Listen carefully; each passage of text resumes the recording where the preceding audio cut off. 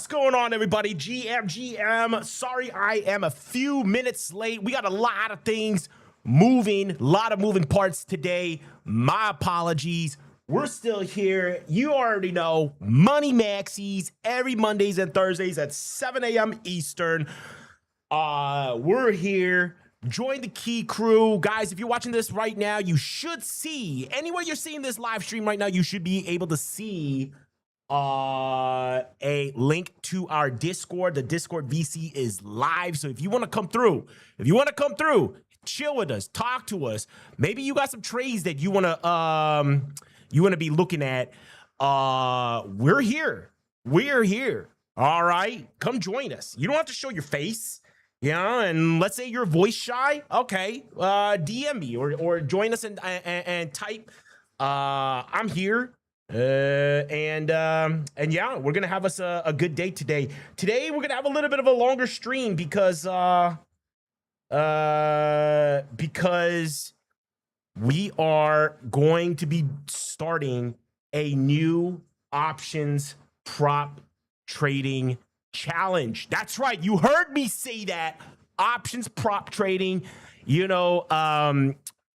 And I'm going to go into that a little bit further in maybe, you know, after we cover some of the market stuff. I'm going to go over that partnership. I'm going to tell you guys, you know, with the scope of my partnership, just for full disclosure, as well as how you can get involved as well, if you so wish to. Okay. Just remember, hey, nothing I say here is financial advice. You know, I'm just telling you guys, I'm just a lowly, humble chicken trying to make it myself, all right? I risk it for the biscuit. And if you want to follow me, you know, with what I do, that's on you, all right? But just know, yeah, I am going to be putting some risk into the portfolio. It is what it is. Sometimes, in order to make it, you got to take a risk, all right? And so it may fail. It may do well. I don't know. To be honest, I really don't know. And so I think this is going to be a great challenge to do this. Yeah, Mother, what's going on? Yes, indeed. Thank you for joining us, Mother. Yes, I do have a new partnership with the company, and I'm going to go over that after we go over the markets a little bit, and you know, I'll go over all of that stuff before trading happens at 9:30 a.m. so that you guys have enough time to maybe even participate yourselves if you guys want to. Okay, so that's going to be on you guys. I'm going to post that link in the description pretty soon. But yeah, we'll see, guys. We'll see. Anyway, good morning to all. All right, we've had some interesting developments in the market. Man, the markets, I mean, it has been a very challenging environment, to say the least, for the last few weeks. Luckily, I had the sense to stop trading. Okay, I had the sense to stop clicking buttons once things started getting really confusing. And let me explain. So as you guys know, I mean, I already went kind of over this last week. Outside of what we did last week, really, there has been no changes to the portfolio, to our perps trading account challenge. By the way, I'm going to roll that money into the props trading. Hey, I have to pay for the props trading account myself. All right, so it's almost like we're rolling that. We're rolling that. Remember, we started with $300 at the end of March, right? Right now, our perps trading account is around $650, $660. All right, we're around there. So we more than doubled in the last like 3 or 4 months. That is the money that I'm going to use to start this props trading account. Okay, so it's almost like we're just re-rolling that $300. All right, so it's still the same thing. We're trying to make it out the hood with just $300. All right, we're trying to make it out the hood with just $300. We're going to be trading options today right at the opening bell. I got some ideas for some trades. Let's see if they fill today. If not, oh well, we don't get a fill today. It is what it is. But this is day one of that trading challenge, at least on the options side. Again, we're just rolling over our profits from our perps trading into options trading. Options is really where things get really powerful. I know a lot of you guys who are who may be more crypto based. I know a lot of my followers on X are crypto bros. Learn some options. Right now, these days, a lot of the price action that is in the markets can be explained by derivatives transactions. So even if options trading is not your thing, all right, even if it's not your thing, you could still learn a lot through options. Anyway, I see King of Gold. What is going on? Gold sell now. Oh my goodness. King of Gold. I do have a gold trade myself, but yeah, well, actually, let's go over this. Since you're already here and you're already talking about gold right now, I don't know about selling gold, but I personally want to get long gold, okay? I personally want to get long gold. I want to get long gold, not here though. I do want to wait for my level. I do think we're in a new possible trend change in gold. So I do think that, if gold can come down to about, I don't know, let's say here, I mean, if you really want to be aggressive, if you want to be aggressive on gold, I think you could start taking longs at around like 4,300 or so. I think that's a very, very aggressive trader. If you want to get long, getting long at around 4,300 on gold. Me personally, I would love to see gold come down to like 4,100 to 4,200, that zone. That would be a great zone to sell some puts. All right. So again, like now we're thinking in options. Okay. And when you sell puts, you're selling that volatility, and it can go a little bit down, it can go a little sideways, it can go up, and we're still going to make our money. And I think if gold were to come down from here to touch that 4,100 to 4,150, the implied volatility on those options would grow significantly enough where we can actually harvest some good premium from put selling. So I actually see gold as a area where we can do some put selling and harvest some premium, and we could use the GLD ETF to sell those puts. I don't really like selling puts on gold futures for those of you who are futures traders, just because you are taking on a significant amount of margin risk. And especially if you're holding positions overnight, especially in something like gold, there are certain hours in the day, usually overnight hours here in the US, where gold just does some really funny things. It does crazy wicks. And your margin requirements could change overnight. And depending on your brokerage, you may even get liquidated on that. So I'm not really a big fan of selling puts on something like gold, like the futures, but I am willing to do that on the ETF, just because usually those kind of large wicks in gold, they usually get filled up by the time U.S. markets open. So I don't want that kind of like overnight risk where, just because it wicks down, the margin requirements change, and all of a sudden, we're looking at like margin calls or anything like that overnight. I don't like having to stress about that. So I'm going to use GLD myself. If we get to that zone in gold, or again, around 4,100 to 4,150, I think is the most ideal. That is the patient trader's level. Whereas I think if you want to be a little bit more aggressive, you can look at like more like the 4,300 level. There's no better or worse. It's just a matter of like what's more important to you. You got to ask yourself that question. Remember, I said this before many, many weeks ago. Are you the type of trader that the pain of missing out is worse than the pain of being stuck in a trade with a loss? Which pain is greater for you? My mentor taught me it this way. He said, let's say there's a very, very nice restaurant. All right.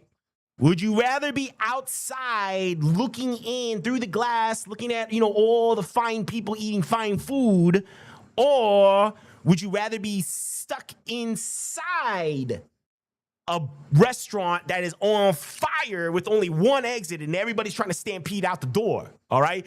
where would you rather be in? All right. Me personally, I don't want to be in a situation where I'm in a burning restaurant and I'm trying to get out the exit with everybody else. That to me is one of the most stressful things about trading. I don't want to be in that position. I would rather miss out, to be honest, than take a large loss and be stuck on a trade.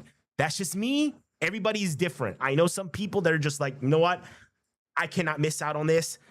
I need to be in every trade. And that's okay. You know, that's the bargain that you make with the market. That is on you. All right. But for me, I tend to like the patient trade. Do I get naughty every once in a while? Do I sometimes like take the aggressive approach? And sometimes do I make it a little bit too aggressive? Yes. Yes. Sometimes it's hard to stop that rooster rage, okay? Sometimes it's hard. It's hard. So in the end, the most important thing is that we always end up making some of that coin, right? In the end, that's what's the most important thing. Everything else is just like secondary. Okay, it really is. Being right, being correct, being whatever, all that stuff doesn't matter. Really, in the end, it's about making money. So that's what we're going to be doing today. We're going to be doing some options prop trading. I can't wait to tell you guys about the prop firm that I'm partnering up with. It's one of the newer, more nascent options prop firms. But having said that, they do allow you to do a lot more different types of spreads, even options selling that other options prop firms do not let you do, okay? Most options prop firms will only let you buy options. They won't let you do multi-leg spreads. They won't let you sell options, all that other stuff.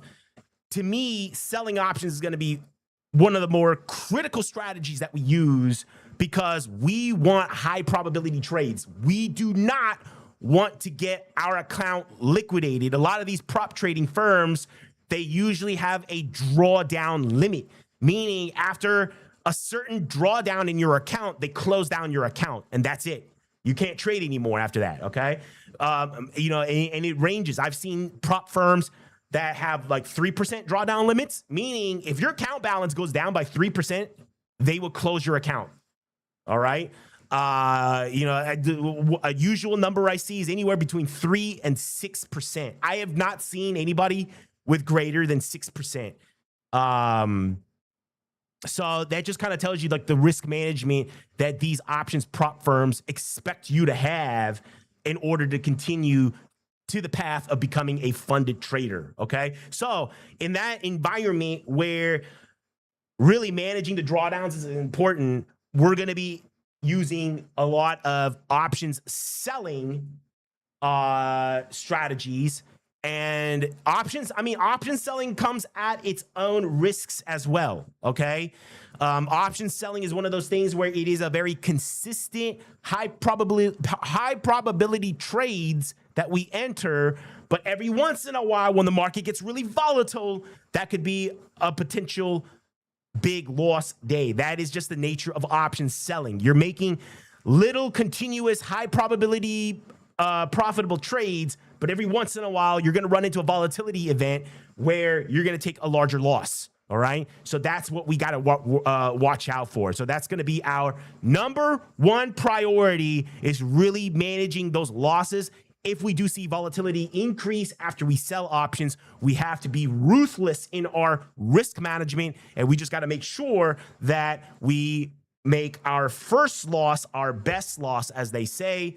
And again, we're going to go over that here soon after we talk about the markets. I'm going to tell you guys the company that I'm partnered up with, and we're going to go live today, 9:30 a.m. We're going to go live in the markets, and we're going to start trading live on this stream. So this stream is going to be a little bit longer than we usually do. We usually started at 7 a.m. and we usually ended around 8:30. I give you guys like, you know, all the things that I'm looking at, my preset levels and all that. And then I usually just, you know, leave for the day, and I'll come back a couple days later and then we'll go over it, right? Well, not today. Today, we're actually going to be live. You're actually going to see me. You're going to see my face as I enter trades during New York Stock Exchange hours. Oh my goodness. What are we going to do if we get losses? Well, you're about to see. You're about to see a chicken cry, or you're about to see a chicken celebrate. So either way, it's going to be a good time, all right? Either you're going to get entertained or we're going to make some money, okay? All right, guys. So, all right, we went over the gold plan. I think gold is a great plan. Dude, this gold trade, I mean, oh my God. Remember in the perps trading account how we had that order at 4,000? And I started fidgeting with it, remember? And I lowered it to 39.65. What a doofus move that was. I should have just kept it at 4,000 because if we had done that, we would be up like 400 points, up to 500 points yesterday. My goodness, it touched 4,500, went over 4,500 yesterday, which was over a 12.5% increase from that lows of around 4,000. That is just a ridiculous move in the gold market. Gold can do that. Gold has this tendency to have these mega rallies, mega pullbacks, mega rallies, mega pullbacks. This could be the start of another bull market in gold. And especially if the dollar keeps coming down, yeah, I mean, that's just the way it's going to be. And yesterday, you know, we had some major news announcements that caused the dollar to go down. And that's where all this like rallying and euphoria and even crypto right now is trying to bust out of its range. And a lot of that has to do with the dollar coming down, and also yields spiking down as well. Although it looks like yields are creeping back up again. But the Secretary of Treasury, Scott Bessent, he got on TV, and of course he gets on TV, and yeah, I mean. Yeah, he got on TV and he just kept claiming, or he didn't keep claiming, but Bessent, he got on TV and he said that the Treasury, the U.S. Department of Treasury, was going to buy back an increased amount of Treasury bonds. Now, in the big scheme of things, the numbers that they were talking about were actually not that significant at all. Okay, I don't really understand why the markets just got really euphoric on that one piece of news. I mean, it is just one day. One day is not a trend. So if it all reverses within the next couple of days, then I guess we know what the verdict is from the market. But having said that, we did have a large reaction in the dollar. The dollar drop. It sent EWZ, which is our Brazil ETF. It sent it up almost about $35. Unfortunately, he gave back a lot of those gains. It gave back about a little bit more than half the gains of the day towards the end of the day, which is unfortunate, but it is what it is. But, you know, the main story here is that we saw Treasury bonds really rally yesterday. It sent yields down, although, you know, it's starting to creep back up again. Let's see what happens. But it did send yields down because now there's this expectation that the U.S. Treasury is going to buy more bonds. So TLDR, what does that mean? What does all this mean?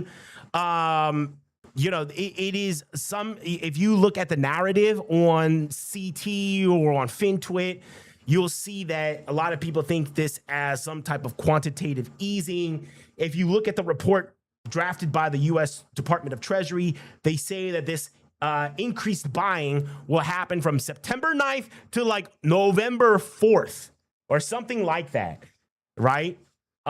Which is, I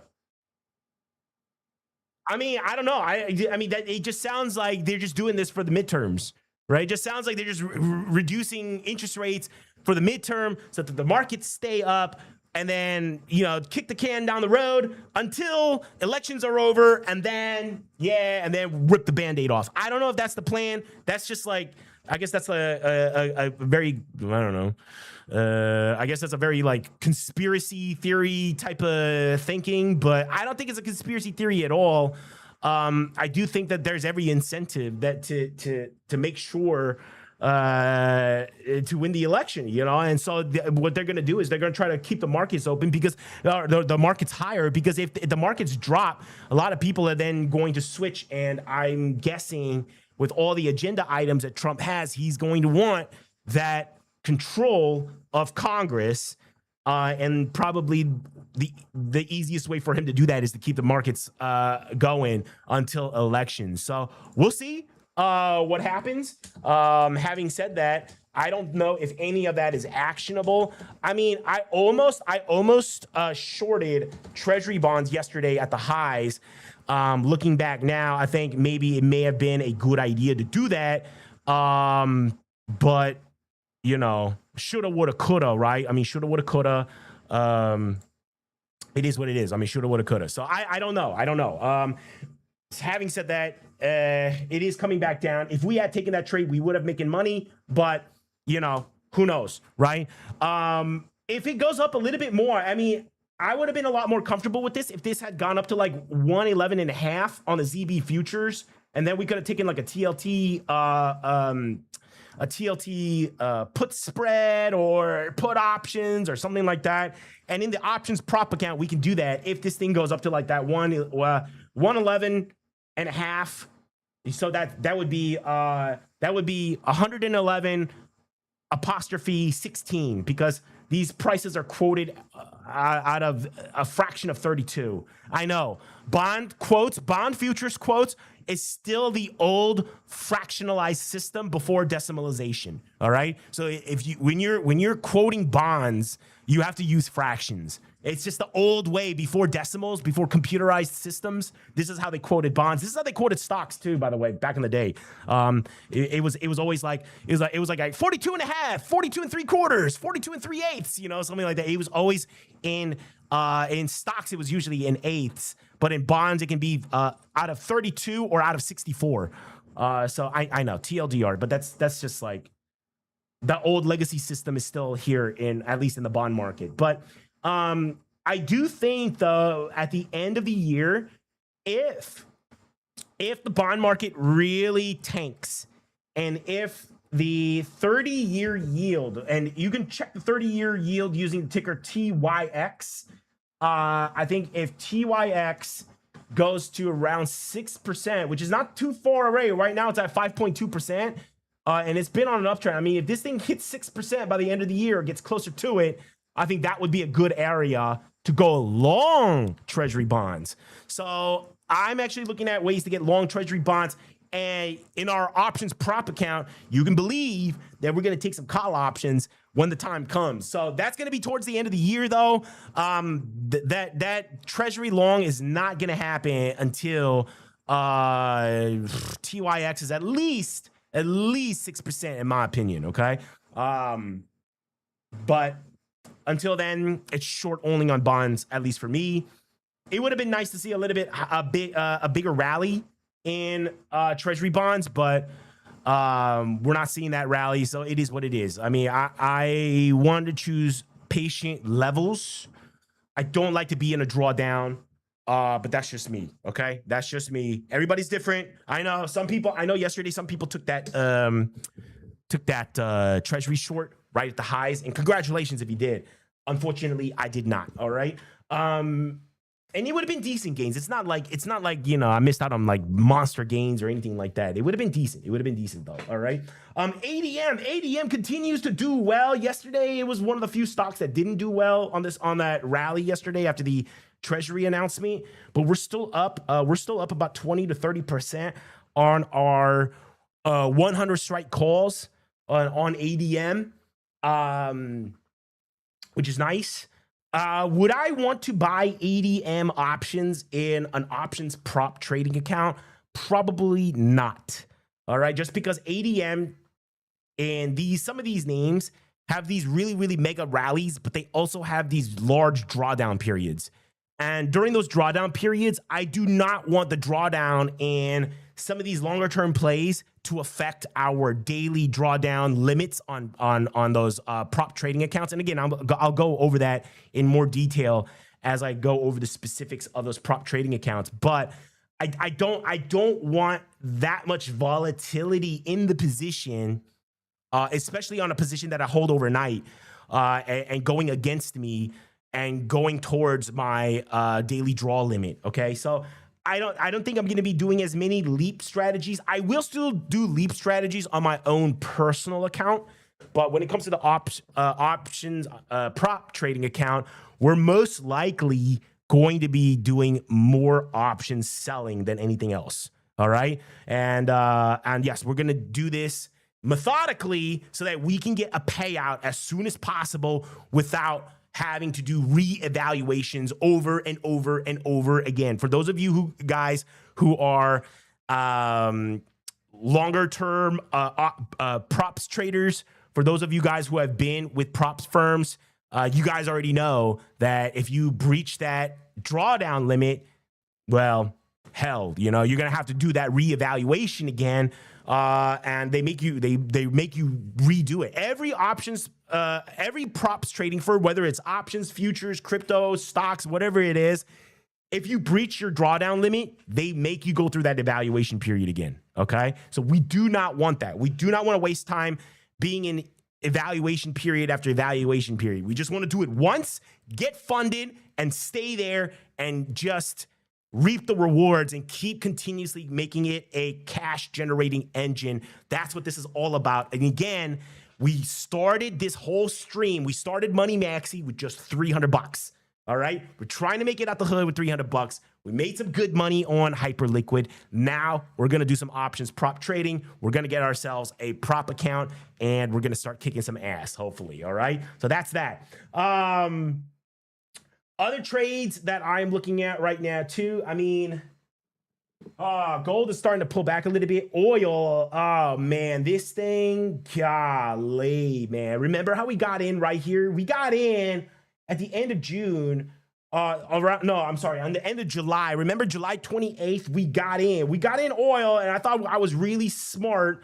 And remember how it went up like this, and we took profit at 100% profit, and we kept half the per position open, and then we got stopped out on the other half. But look at it coming back, and that was an announcement too. That was that, we got a peace deal over the weekend, and then Iran came out on that Monday and said, no, we don't, and then they start firing rockets at ships. Yeah, that was that day right here. So that announcement that there was peace over the weekend, that really screwed with our position. And of course, after the market realized that, hey, nah, there's no peace, all of a sudden, oil rallies again. That would have been a nice payday. Unfortunately, we got stopped out because of that announcement. I mean, that, and you know what? We can't be too unhappy about that because we did still make money on the trade overall. Remember, this is the reason why we have very strict profit management rules. There are a lot of headline risks in the market right now. Announcements, whether they're real or not, can make the markets do some crazy things in the short term. And so, especially when we're using leverage, like in a perps futures or even CME futures, whatever it may be, if you're using leverage or if you're using options where it's time decay, it's important to have those really strict profit management rules, because without that, we would have actually been at a loss. But fortunately for us, we exercised some actual risk management. We exercised some good risk management, and we took some profits when it doubled, and then we raised our stop on the remaining portion to break even. What does that do? Basically, let's say you have $100 worth of assets, okay? If it doubles, it's at 200, right? You take half, means you take your 100 back. Now you got your principal back, right? If you put in $100 on a trade, if it doubles, it's at 200. You take half of that 200, you get your principal back.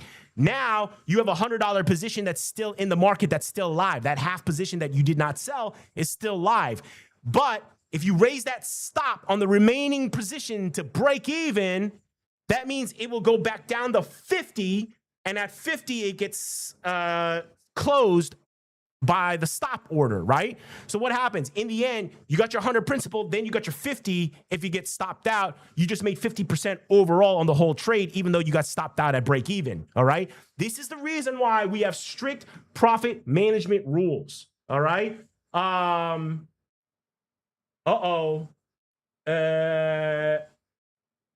Mother is asking me, am I doing a face reveal? No. Who said I was going to do a face reveal? Oh, there's some rumors out there. There must be some rumors out there. No, I'm not doing a face reveal. Again, what do you mean? This is my face, guys. This is my face. I'm just a humble chicken. Anyway. Anyway, risk management. All right, back to risk management. Guys, risk management, that's what it's all about.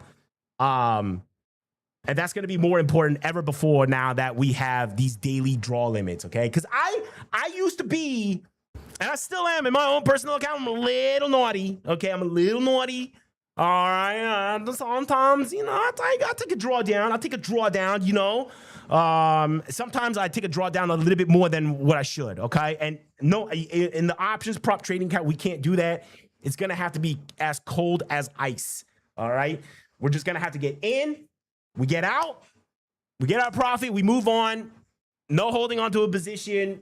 It's gonna be more shorter term trades, but we're going to be selling a lot of options. We're going to be using theta, okay? We're going to be definitely employing that theta gain mentality. Theta gain meaning we're looking for time decay on those assets. That's where we're trying to really profit off of, is that time decay on those options. And that is how we're going to get a funded account and get paid through those options, through those prop options, okay? No, I am not doing a face reveal. Maybe one day, we'll see, okay? Maybe one day, you know. If I stay a small streamer, maybe I take it off, because it does get hot under here. So, you know, if I'm trading all day in this, I'd rather just take it off, but we shall see. All right. All right. So other trades that I'm looking at right now too. EWZ, obviously we're in EWZ. It's still early for it to move. Let's see what happens in the day.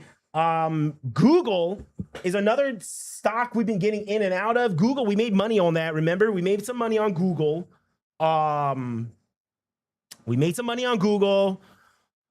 We could have made more, but we got out a little bit too early right here when chip stocks started selling off. It looks like Google is going to be a force to be reckoned with on its own. I think institutions are already reclassifying Google as a more sound tech stock than its peers. So it's getting more interest than other tech stocks right now because of its balance sheet as well as the revenue that it's making. I think Apple is also another company that is classified differently by institutions. It's not even priced like a tech stock. It's priced more like a consumer products company, all right? And I think Google is going to get classified a little bit differently by institutions rather than just another tech stock, okay? And that's why it's held up a little bit better than some of these other tech names. And I'm willing to go long on Google. I may even go long Google today. Later today. So we'll see. And I may even go long on Google today, maybe via some short puts on Google. We'll see. Okay. We'll see. We shall see. I think this thing could go down, but this thing, just know that this Google could go down to 320 or so. All right. So if we see like markets retrace back down, that would be a better opportunity, but we'll see. Okay, let's take it one step at a time. Okay. All right, so there's that. So at market open, we may have a Google trade, we may not. Let's see. QQQ, overall tech stocks are, still not showing that strength, even though we saw yields go down. I would have thought that the QQQ, that the NASDAQ would go up. But no, the NASDAQ was actually down for the day yesterday, even though yields went down. Usually when interest yields go down, tech stocks do really well. We're not seeing that, okay? We're not seeing that. And a lot of the weakness is actually coming from semiconductors. SMH is down heavily since the Korean stock market had a circuit breaker. It had another circuit breaker this week, by the way, the Korean stock market. EWI, which is the ETF that tracks the Kospi. Kospi had a circuit breaker, which, their markets are open while ours here, where we're in overnight hours. So that day right here on Tuesday, so that would be their Wednesday early trade, they had a circuit breaker day. And that really puts a lot of pressure on some of these chip names like MU, and also SanDisk as well. By the way, SanDisk, my goodness, this thing rocketed up about 70% since the lows right here. I mean, anybody brave enough to buy this and catch this falling knife, you would have made like 70, 80% just off of the just off of this little bounce. Whether this bounce is going to continue into the longer term uptrend, or maybe this bounce is just a dead cat bounce. I don't know. I really honestly don't know. But you know, I wouldn't want to be, I mean, if you're long, I'd want to take some profits. That's for sure. Okay. If I were long at the bottom and I'm in the profit right now, I'd want to take some profits. All right. If you haven't done so already. All right. You already gave back a big chunk of those profits just by waiting one day. So, you know, I'd rather lock that profit in, because you never know. Because what if yield starts going up again? What if the bond market just looks through all this and they actually read through it and say, oh, this is a big nothing burger, which actually it is. It's a big nothing burger. This announcement with Bessie and the bond buying and all that, big nothing burger. Okay. It's such a small amount of money. And also too, where are they going to get that, even that small amount of money? Where are they going to get it from? Are they going to sell more shorter dated treasuries to do that? That actually exposes the Treasury Department to a lot more risk, to a lot more short-term interest risks. Because, you know, if they have to sell 1 year, 2 year, or 6 month notes to buy back their 10-year, 20-year, 30-year bonds, what if in a year or two the interest rate is a lot higher? Well, they're going to have to refinance at a higher rate.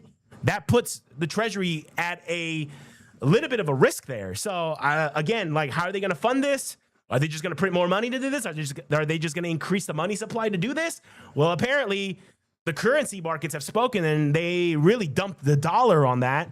You know, and again, like, you know, how much of an effect is it going to have on yields that's sustaining? We shall see. But if we start seeing yields really pop up again, that would be our signal to stop trading those tech stocks. Well, at least on the long side, to stop trading those tech stocks, maybe except Google, maybe except Apple, because again, they're just classified a little bit differently. If you look at Apple, for example, look at that. Apple had a huge up day. All right. And again, it's just not like any other tech stock.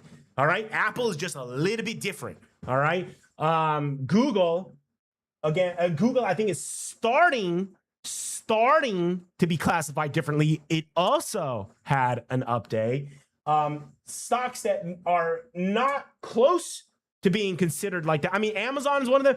Amazon did well though. Microsoft, I think some of these other ones did not do as well yesterday. Oh, well, it looks like all of them did, had some green there. Microsoft, what's the other one? Oh, Nvidia. Nvidia is a chip name, so it probably didn't do well. So yeah, most of the weakness was in those chip stocks. Meta, I think Meta is definitely in some thin ice. I mean, technically it's a green day, but I mean, it's fallen so much. I mean, that is really puny of a rally. Meta, I think their bonds are about to get re-rated, especially Meta's. What happened? You remember what happened to Oracle? Oracle got their corporate debt re-rated, and it caused this huge downslide in the stock right here. Yeah, I think Meta's going to go through that too. A re-rating. Okay, now how far is the stock going to go down because of that? I have no idea. I would presume it would go down if. I would presume it does go down if you know, if it does get re-rated, but I don't know, man. I don't know. I'm not really 100% sure how to play that until it happens. Okay. But I do think that I think a good way to play this is if it rallies high enough, we can take a short. Okay, we can maybe take a put debit spread or something like that. But that would require that for me to enter that in a R to R that makes sense. I would need a significant rally. Okay, I would need a significant rally in order for that to happen. Okay, yeah, I would need a significant rally for that. So we'll see. Okay. Yeah. All right. So that is the trades that I'm looking at. Upcoming trades. Oh, you know what? I missed one. Yep. NEM. This is a gold miner that we've been talking about for a while. I mean, wow. I mean, screw gold. If we had gotten into this gold miner during those gold lows, I mean, this thing just skyrocketed from $90 to $125. A third, more than a third in just like a week or two. My goodness, NEM. Now, if gold goes back into an uptrend, NEM, this thing could really this thing could really run. I mean, I don't know, dude, guys, remember once we started talking about it and we missed a trade? Remember when we took the EWZ trade back in July? NEM was also one of those candidates that we were trying to acquire while we were acquiring EWZ last year in 2025. I mean, this thing, from those levels, I mean, it went from a $40, $50 stock all the way up to $130 in less than a year. This thing can run, all right? I mean, everybody thinks, oh, gold miner, oh, that's boring. No, no, no, no. If gold prices are in a sustained uptrend, and if institutions get really picky on balance sheets, NEM is the way to go. NEM has so much gold in its balance sheet that dollar drop is like, it basically makes their whole inventory more and more valuable as dollar drops. All right. NEM could stop mining gold and just manage their inventory and they'd make a killing. All right. That's how good their balance sheet is. That's how much gold they have in their balance sheet. All right. So, man, I missed out on that. Definitely missed out on that. Oh, speaking of missing out, TWST, remember that's the DNA data computing stock? Man, I mean, talk about missed opportunities. That one too. I mean, that one is, well, remember this? We were looking at this at $80, $90, and I can't believe it, in 4 or 5 days. Is it 4 or 5 days? No, in like 2 weeks. Okay, well, whatever. That's still a really short amount of time. But in 2 weeks, this thing almost doubles. This thing almost doubles. My goodness. It's like 70, 80% in 2 weeks. We missed out. We definitely missed out on this. I did not see this only going down here. I really thought this was going to hit like mid 60s to 70s. But that did not happen. That did not happen. Okay. So we missed out on this. I mean, it is what it is. It is what it is. But that was a 70, 80% rally in TWST. And I think this is going to be the new narrative. I think institutions already are getting involved. I thought we were early, but I guess we weren't early enough. These institutions, they are just gobbling up anything that is biomed and anything that deals with like biological computing. Okay, that is what's hot right now. They're not saying it to the public, of course. These institutions aren't stupid. They're not going to say it to the public. But if you talk to some insider circles in the professional fund management world, this is a known thing with them. They know that there's going to be a lot of memory constraints and that in the future they will have to find a new way to manage all that memory that we need for AI applications. And right now, DNA data computing is one of those technologies that they're looking to scale and make it commercially viable in the next 2 or 3 years. TWST is on the forefront of that. All right. And so, yeah, I mean, that one is just kicking ass and just taking names. A lot of this rally too also has to do with Moderna. Moderna is a name that I haven't really checked out Moderna ever since COVID. But man, look at this. Some cancer drug or something like that did well for them. And all of a sudden their stock more than doubled overnight. So that is crazy. That's nuts. I remember some of our community members that have been following for a while. So some of the folks that we've been trading with for years. I know back in 2020, biotech stocks were all the rage. And we were trading in and out of biotech stocks, and somebody made a joke that finally, after 5 years, you can now get out at break even. Yeah, so you're break even now, basically with COVID levels. If you held it all the way to now, congratulations, you can now get out at break even. Hopefully you didn't. All right, but anybody who got in at the lows, congratulations, because you were kicking some ass. All right, so that is wow, from the lows to the highs. In 1 year, oh my God, that's a 6x right there in less than in about a year. My goodness, my goodness. All right, okay, guys. All right, that's enough about the markets. Now let's talk about the props trading. Let's get down to that. Okay, I actually have to put some links, so let me go ahead and put some links. Hold on, I'm gonna put some links. I'll put the link on the YouTube. And I'll also put it on the X as well. So guys, I need about a couple minutes. to do this. And while I do this, I mean, I guess we can do a little chit chat. But yeah, I'm about to put the I'm about to put the links right now. Copy the link. Give me 1 second, fellas.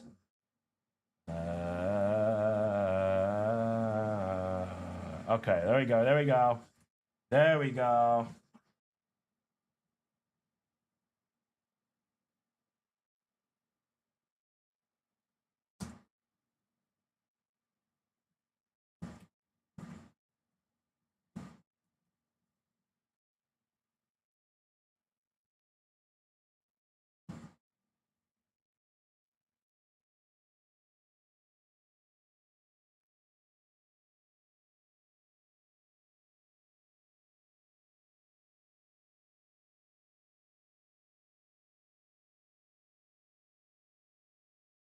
All right.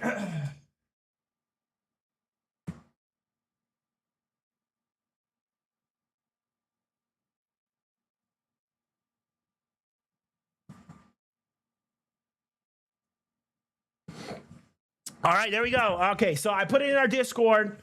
Our Discord has it now. I'm about to put it in the YouTube channel. Give me 1 second. YouTube.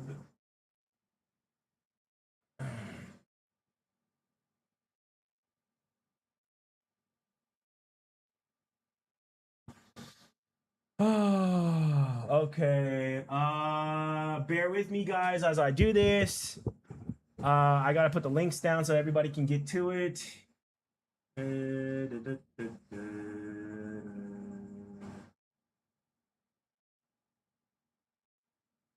My videos. So, yeah, we're gonna have to strategize and make sure that we don't have to go through a reevaluation every single time, because that's what kills the momentum. All right, and it really is about just making sure that we're always it's always about making sure okay, I'm sorry guys, just give me 1 second.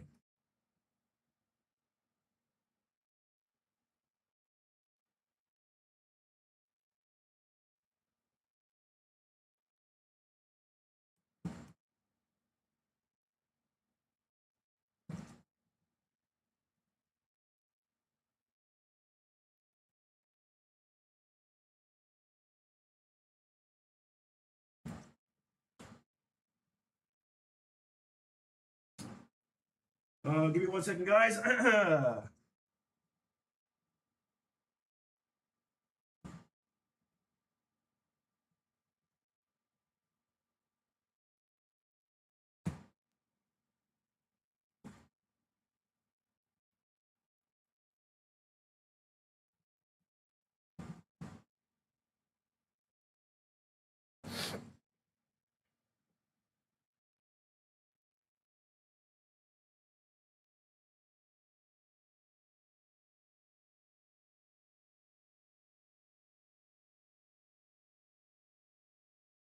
All right, guys. Boom. There we go. There's the link. Update. All right, there we go. Boom. All right, there we go. All right, so I updated it. It's on our YouTube description now. So that you can now click that link and go directly into it. Give me 1 second. Oh. Well, shit.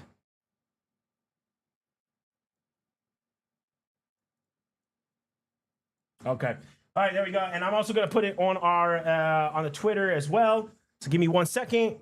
I'm about to do this.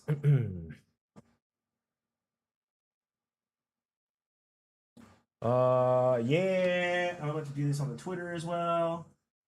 Boom.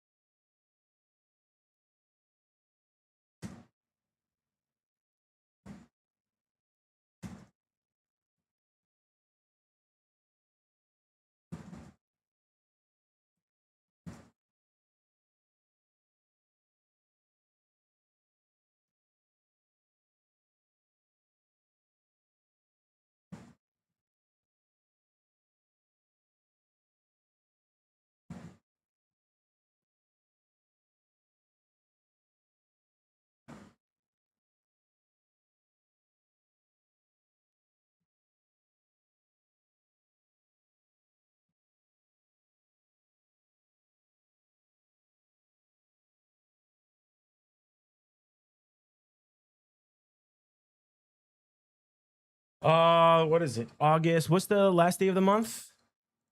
Is it August 31st or 30th? 1, 2, 3, 4, 5, 6, 7, 8. It's 31st. Okay.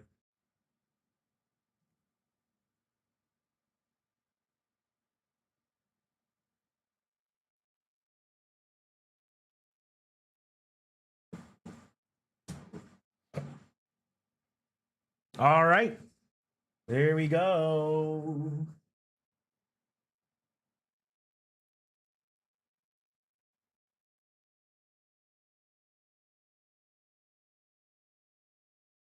Give me 1 second, guys.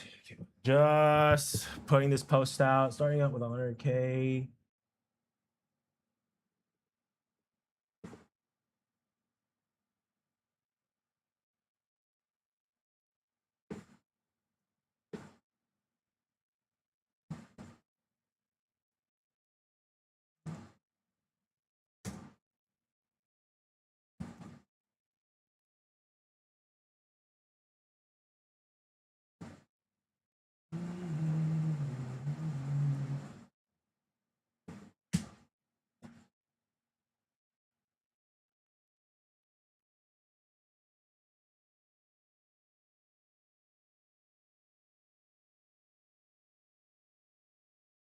Boom. All right, there we go. There we go. All right. Let me mm,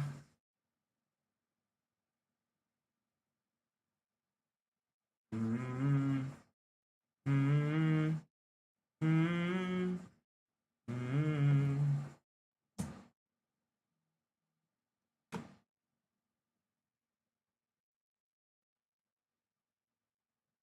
All right.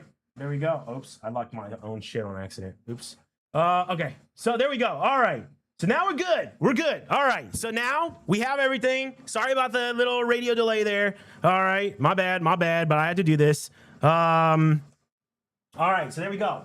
So now we are live with this. So yeah, I have partnered up with Strix.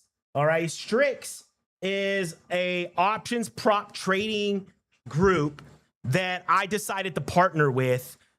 In the last, I will say in the last like 2 or 3 weeks, maybe even longer than that. I've had actually multiple options prop trading companies reach out to me. All right. And not just options prop trading, but I had some DEXs, some crypto DEXs, as well as even some really cool AI companies reach out to me, trading tools. They're building trading tools and things like that. And those companies, we may still be partnering with them. We're still in discussions with them. But a lot of options and trading props trading groups came up to me. I guess right now this is the hot thing right now, because just the number of inbound requests that I got from these types of companies to test out their platform and to go live with them. All right. And I tested multiple of them, and I tested 3 or 4 different ones. And the one that I really liked was Strix. And let me tell you why. Okay. So with Strix, it is one of the very few options prop trading firms that allows you to sell options and also do multi-leg spreads. All right. Most prop firms do not let you do that. And actually, I can actually take a look. I'll show you actually one thing. You know what? I want to put that space. I'm sorry, guys. You got to give me 1 second here. I'm kind of OCD when it comes to these kind of things. All right. You're going to learn. You're going to learn something about me that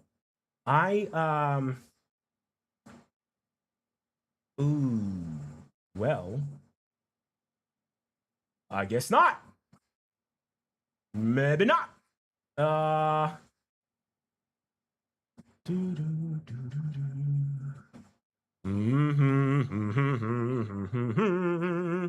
Okay, hold on, guys. Hold on. What's going on here? What's going on? Let me see. I guess not. Oops. Maybe not. Oh, man, hearing my own voice is a trip. All right. My own voice is a trip. All right. How do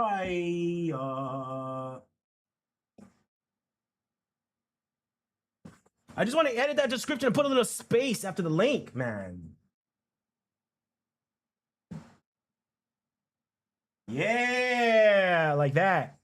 Like that, like that, like that. Yes, yes, yes. Okay, better. Better. All right. Okay. Now my OCD is complete. Okay. So yes. All right. Back to Strix. Why Strix? Okay. And again, the reason why I want to go with Strix is because they allow me to sell options. They allow me to they're allowing me to also do multi-leg spreads as well. And that to me is very, very important, because if you're always going long options all the time, that time decay is what kills you in the end. All right. Every options play comes with its own tools. All right. If you're a master craftsman, if you're out there building a house, right, you are not going to be using a hammer for everything you do. All right, you're going to use a hammer when there's a nail and you have to nail something to like two boards together. If you got to nail two boards together, yes, you're going to use a hammer and a nail, right? But you're not going to use a hammer and a nail when you need to cut a plank down in half to make it fit, right? You're not going to use a hammer for that. You have a totally different tool for that, right? You have to use the right tool for the right job. Now, with a lot of prop trading firms, they force you to only buy options, but there are more instances where you're going to make money selling options than you are buying options. Okay. Now Strix got multiple, they've got multiple account types.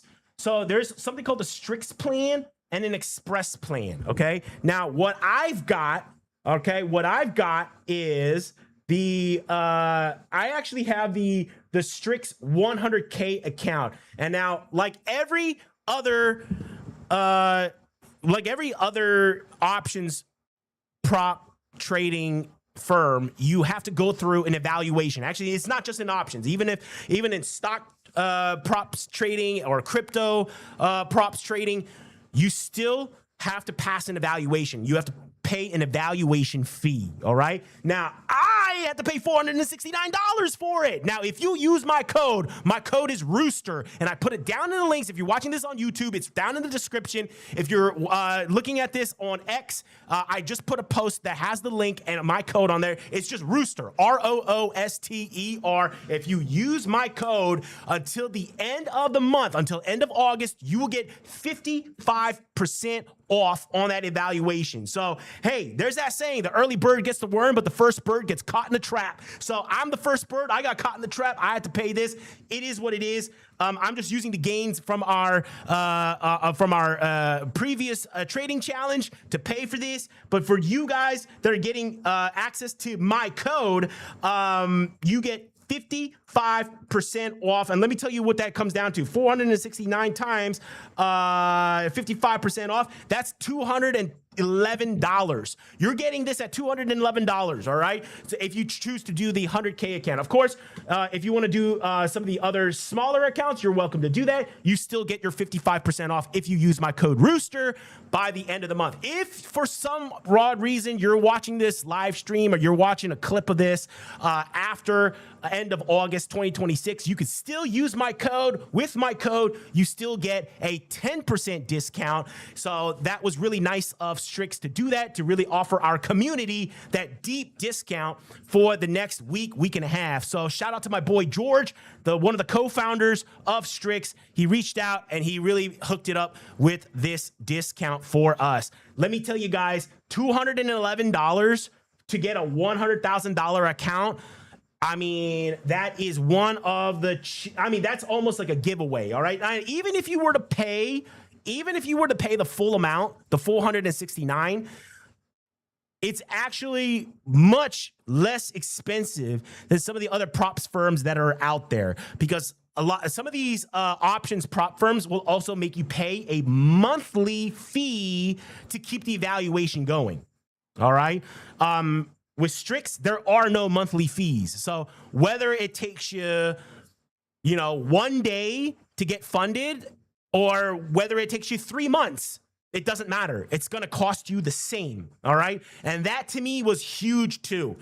I do not want to be paying every month, because that really creates a bad psychology. It forces you to want to get faster and faster and faster. And actually, a lot of these prop firms, that's how they make their money. They make their money off of people who fail these evaluations. All right. So, these prop firms that are charging these monthly fees, they know that puts the pressure on you to do more trades to get to that funded level so you can stop paying that monthly fee, right? A lot of these prop trading firms, they know the psychology of it, all right? And they want to trip you up like that. But here at Strix, they don't do that.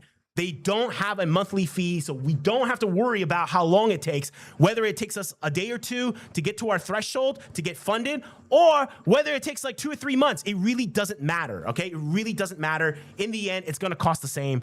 And that to me, I think was really, really powerful. That really resonated. So that's why I decided to go with Strix out of all of them, okay? First of all, I can sell options, I can do spreads, I can also take as much time as I need, all right? Now, here are the rules, okay? So there are certain profit targets that we have to get. Now, I'm starting out with the 100,000 account. The $100,000 account has a 12% has a 12% profit target that has to be met in order to get funded, all right? So after we get 12%, 12,000 in gains, we will then become a funded trader.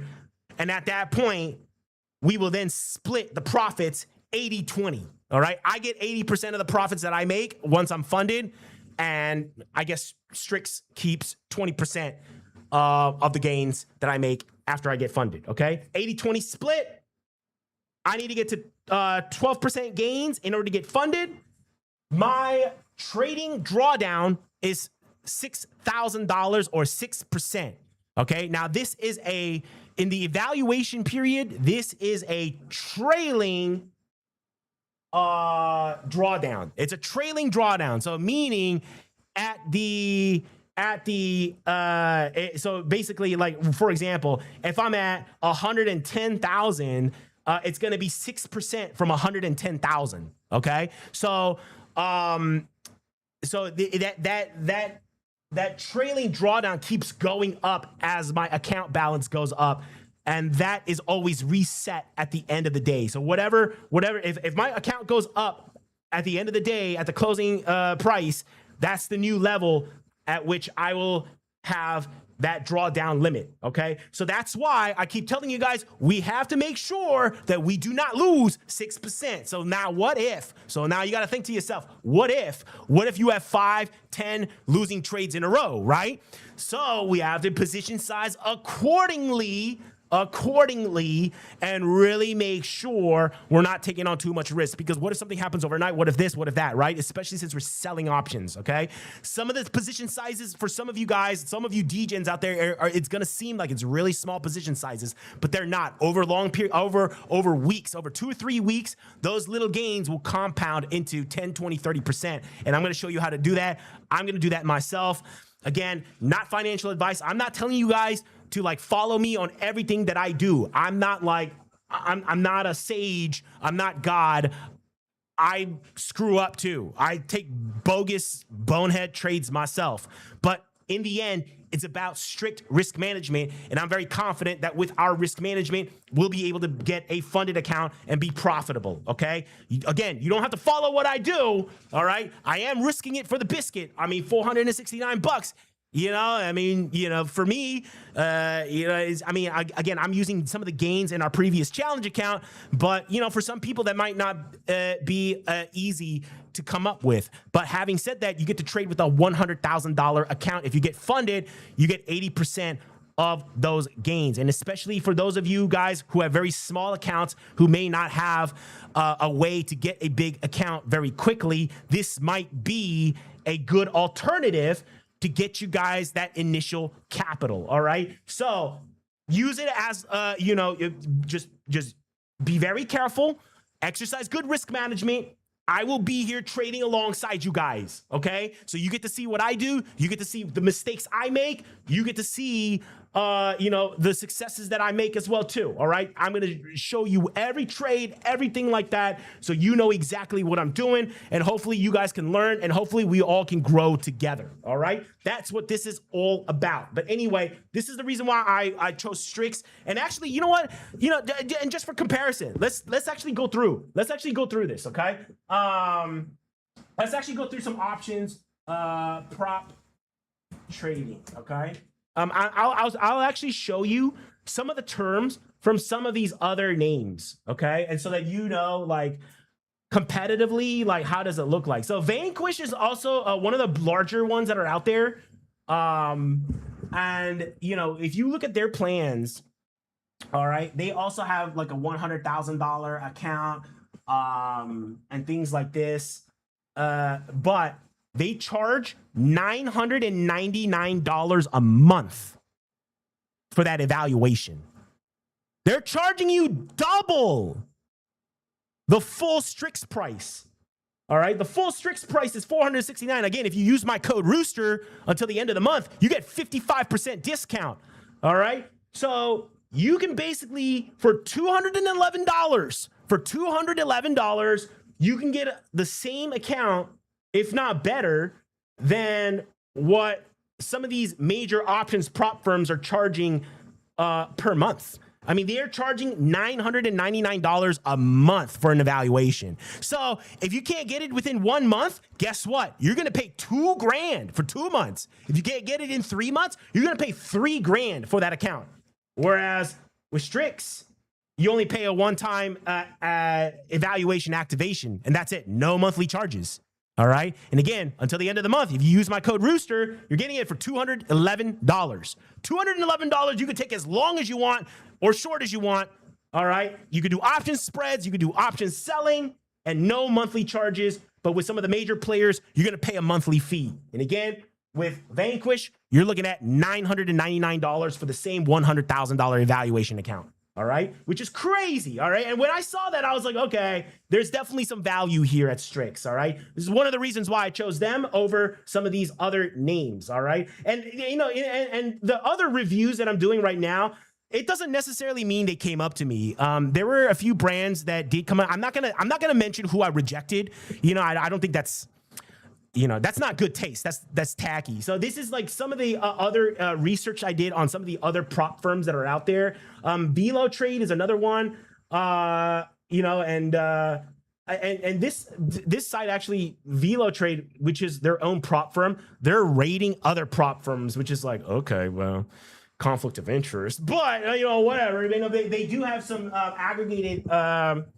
They do have some aggregated data here.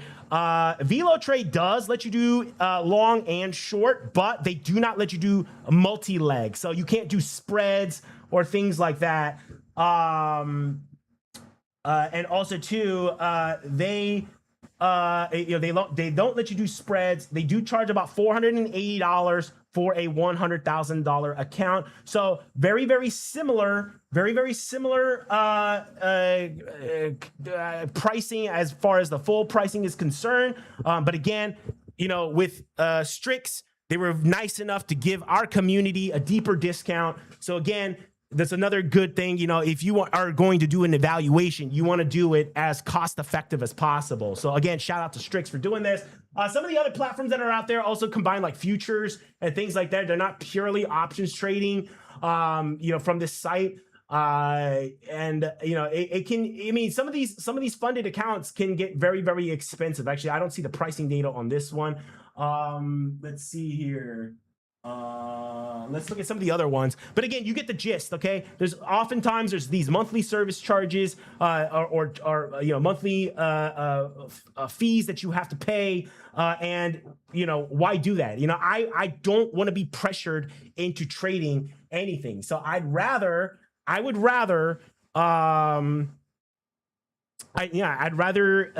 not do that. Also too, some of the payout ratios, for example, with this firm right here, Funder Pros, it looks like they only give you 50% of the gains, for the first 10,000 or so, if I'm reading this correctly. But anyway, when you look at the terms, there's no terms that are as favorable as this and that is as cost effective as this. And again, I gave you guys a couple of examples there.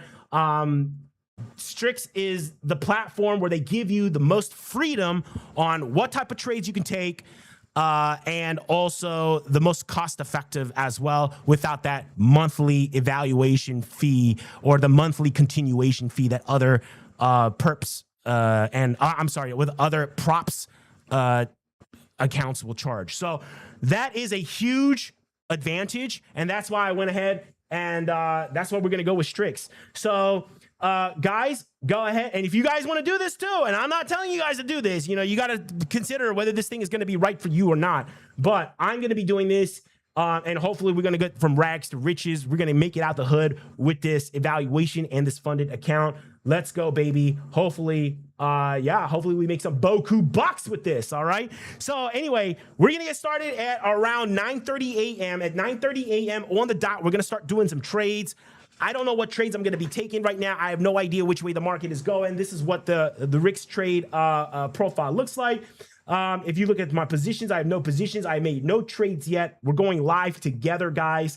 As you can see, there's 100,000 in there. No gains, no losses. Here's my account. And again, my account, it goes over all of this, all of these terms. Remember the terms that I showed you guys right here. I need to make 12% to get funded. I have a 6% drawdown limit. And also too, there's something called consistency. I want to make sure that people understand this. So there is a consistency score. They do not want any 1 day's return to be more than 30% of the profits that are going to be used towards your qualification for being funded. All right. So that it's to incentivize good risk management and not like YOLOing and getting lucky. All right. They would just want to make sure you didn't just YOLO and get lucky.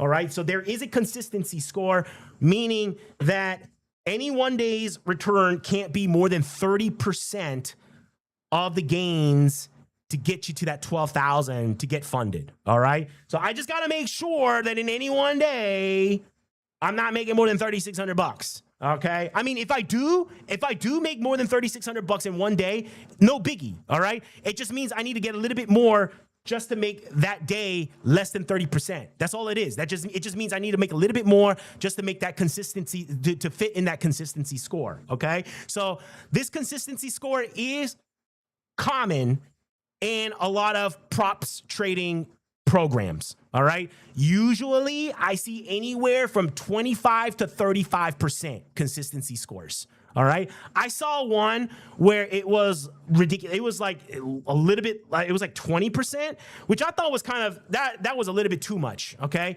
But I think anywhere between 25 and 35% is reasonable. Okay. You shouldn't be YOLOing accounts anyway. You shouldn't be having that big of a short-term position. And also too, you should be taking profits along the way as well too. So I don't think it's going to be a problem for us. I don't think that's going to be a problem for us, but there is this consistency score that you have to be mindful of. Okay. Now guys, before you do this, I do recommend that you guys go and read the rules. If you go to the website, there are other rules as well too. You know, some of the rules during the funded period, there are 4 rounds of different funding funding levels that you have to do in the funded account. Once you get funded, there are 4 different payout levels that you have to also achieve, and then you get what they call fully live, and that's where actually you can start scaling up the account, and that's when they can actually give you even more capital, and that's the goal for me. What I want to do is scale up the account and get it to much higher than 100,000, so that we've got a really nice account that we didn't pay that much for, and that we're just generating daily returns off of just from selling options and taking really good opportunities. That's the goal for me. Okay. So guys, hopefully you guys have the right mindset with this. This is, you know, and I get it. It's high risk and everything like that, but we are not going to be gambling with this. Okay. We are going to really exercise good risk management. And again, because there's no monthly there's no monthly fees on this. We can take as much time as we need in order to get to that funded level. Okay. So again, that's the whole reason why I chose to go with Strix, because no monthly fees, which is awesome. All you got to do is pay that for the evaluation period. All you got to do is pay that one-time evaluation. And also too, if you use my code Rooster, you get 55% off until the end of the month. On X, I made a post about that. That's got the link and the code. If you're watching this on YouTube, it should be in the description below. If you're watching a clip, I'll also put it in the description below so that you guys can just click in and get in on this action. All right. So anyway, guys, let's get down to it. Let's see what trades we're going to be taking. I mean, I kind of went over a preview of that before I went into this thing with Strix, but let's see what happens. I don't know what trades I'm going to be taking. I don't know yet. But we'll see. Okay. We'll see when the market opens. Let's take a look now. I still really like Google, and I'm really considering right now selling some short-term or some 30 to 40 day puts on Google. I think that might be really interesting.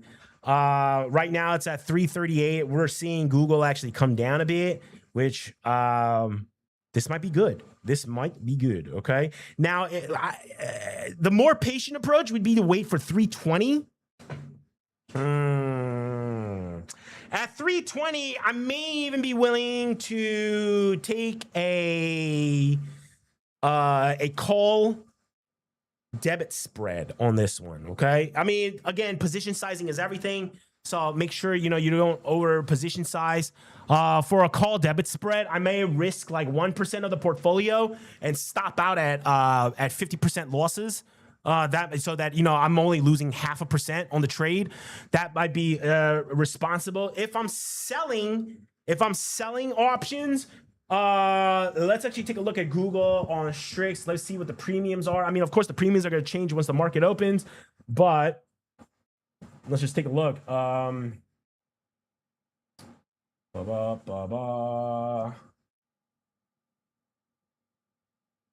Yeah.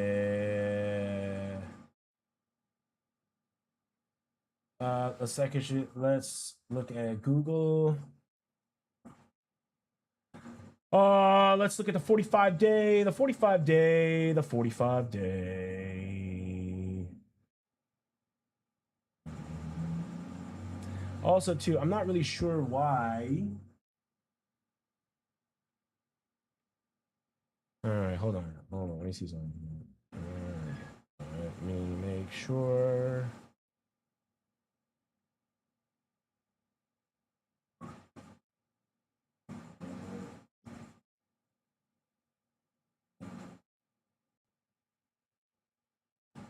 All right, there we go. Okay. That's better. Is it?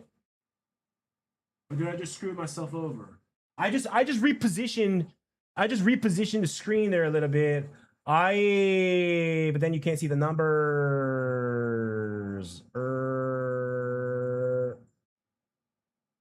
Okay, that's good enough. Okay, that's the sizing. I just wanted to make sure that the sizing on your screen was good. All right, so we'll go with this sizing. Okay, so it won't be a full screen, but it'll be close. This is close enough. Okay, so Google. All right, so right now the 45-day. No, this is not the 45-day. This is the 29-day. I actually want to see the 45-day, August 2nd, or I'm sorry, October 2nd. 45 days at 320. It's not bad. It's like 500, 600. So let's say volatility expands, and let's say one of these becomes like 14, 15. That's $2,000. That's a 2% loss potential if we were to do this. So maybe what we do is we leg in. I might consider doing that. If I have to take a trade here with Google, I may sell one put, get $500, wait. If we get down to 3,200, we sell another put, all right?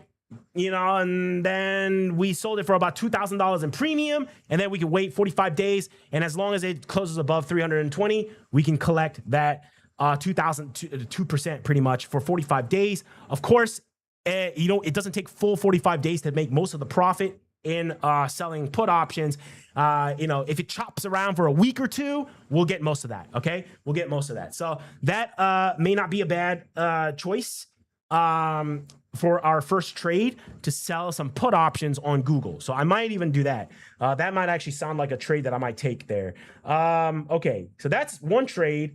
That's one trade I might take. I might. Yeah, that might be a good one. That might be a good one. Okay, so that might be a good one. Apple is another one. Apple has already gone up a little bit too much. If you actually look at the chart for Apple, hold on, let's just look at the chart for Apple. Apple has already gone up a lot. So, I mean, yesterday or the day before would have been a good day to go on in this, but yeah, that would have been better. That would have been better. Oh, by the way, let me switch it. There we go. Okay, so now you guys are able to. Now you guys are able to. Yeah, now you guys are able to watch my P&L all day, okay? So yeah, you get to watch my P&L. All right, so you guys have a live look at the P&L now. All right, so that's now part of the view. As you can see right here, bottom left corner, you should see right here my P&L and all that. So I'll leave that up there so that you guys can always see the P&L. Okay, so Apple, I'm not sure about Apple. Also, too, there's an approved list too. There, you can't trade every stock, but it's most of the famous ones. Yeah, like NEM is in there, GE. I mean, all the big tech stocks, even some of the obscure stuff. Like Brazil's on there, EWZ is on there, EWZ is on there. Definitely not taking an EWZ trade on this props with the way it's behaving. Anyway, yeah, but NEM, definitely want to be looking at NEM on pullbacks. Yeah, I mean, if gold pulls back to 4,200, I mean, this could be a very good one. This could be a pretty good one. I mean, the IV is nice and high on this, nice and high. Yeah, I mean, that's pretty good. I mean, these are pretty good prices. And that's for August 21st. That's even for tomorrow. Wow. Okay. Dang. That's a one-day option paying 2% like that. That's nuts, man. That's actually a really good premium. But I know NEM, dude. There's a reason why that premium is so high, because NEM is one of those stocks, man. They can put in some big candles. Okay, they can put in some big candles. So, if I'm looking at like a 30-day, I mean, no, not bad. I mean, we can make some decent money on this. Yeah. Anyways, NEM. NEM is another one. Okay, so we'll see. That one is a pretty good one to do if gold were to go down. Let me actually take a look at gold. Where's gold at right now?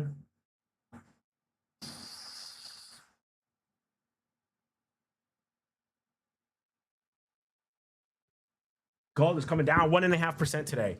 Okay, interesting. Very interesting. Okay, so we got 1.5% down. All right, so maybe we do get an opportunity. Because gold is like that. Gold loves to retest. Gold loves to make huge movements, break out, and then make these huge corrections to retest and then continue. That is actually a feature of the gold market. Okay.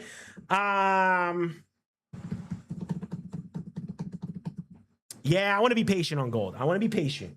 Let's be patient. Okay. We don't have to make a trade today. Okay. So let's see what happens. All right, let's see what happens. We don't have to make a trade today if we don't want to, okay? We don't have to. Again, that's the whole reason why I chose Strix. There's no monthly fees. There's no time periods. There is nothing like that, okay? So we can take as much time as we want. If it takes us 3-4 months to get to that 12%, so be it. What I don't want is to be taking 2, 3, 4% losses because, again, we only have 6% wiggle room. We only have a 6% drawdown, again, which is like usual in most prop firms. You get 3 to 6. All right. Some of these other prop firms I looked at, some of their drawdown limits were only 3%. After 3%, they close your account down. All right. With Strix, they give you 6. If you do the Express account at Strix, that's 3%. And that's more like some of the other accounts that are out there.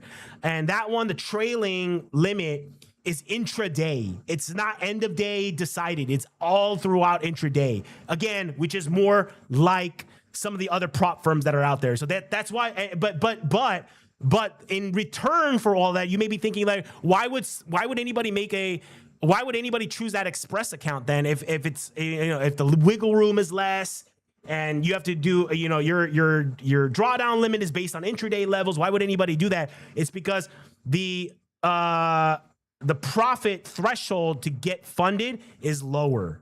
Okay. It's a little bit lower. So it's a little bit of a trade-off there. All right. I chose to go with the Strix account, the main original Strix accounts, because they also allow me to do those other spreads. The Express accounts at Strix, they don't allow you to do spreads. So again, that's the whole reason why I went with this one.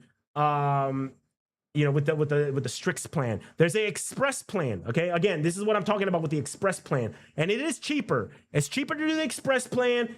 And the profit targets are lower, but your trailing drawdown is a lot smaller too. And they don't let you sell options on the Express plan. They only no spreads. With the Strix plan, you can do long, short spreads, all that, but the profit targets are a little bit higher, okay? And it's a little bit more expensive.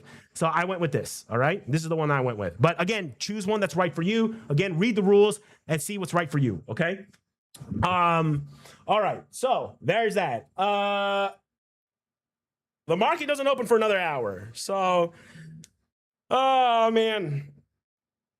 We got to figure out what to do in an hour. I didn't think I was gonna blaze through all that quickly. So we got to figure out what to do. I mean, we could plan some trades. I think I already know exactly which trades I'm gonna be looking at. I'm looking at gold and Google right now. Gold and Google. I think. Oh, CVX.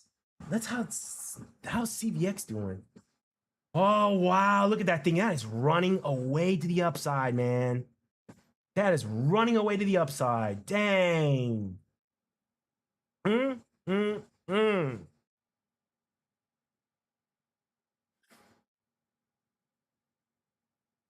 How expensive are CVX options right now? This is, I don't want August. Let's see what is for September. Oh yeah, I mean, but these prices are about to drop, but I mean, that's not bad. That's not bad premium. I mean, do you really see Chevron coming down to 180s? I don't. I really don't see it coming down to 180. So, but 180 is not even that much premium though. It's not even that much. We might have to go up to October 2nd. I mean, even then, it's not that much. Really isn't that much. 200 looks better. But 200, could it go down to 200? I mean, it could go down to 196, 195. How much am I getting for 195s? I'm getting 4, but it's going to be less because this is as of yesterday's close. All right, let's see what happens. Okay, so we got some potentials here. We got Chevron, which I'm down to do. Actually, does they have XLE? XLE might be interesting. Yes, they do. But it's got less premium. No, let's do CVX. Okay, CVX. Okay. So yeah, so we got CVX, we got NEM, all right, and we got Google. All right. Maybe we see an opportunity. Right now, it looks like Google might be giving us the most opportunity here. What about EWZ? No. EWZ. Okay, well. Buying puts on EWZ. Okay. Interesting. Interesting. That might be an option. That might be an option. Let's see.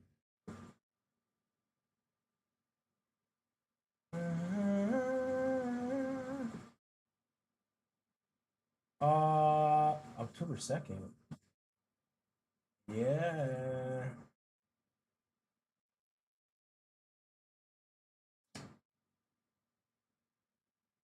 EWZ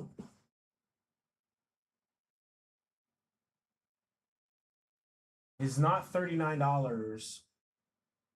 Or not yeah, it's at 34.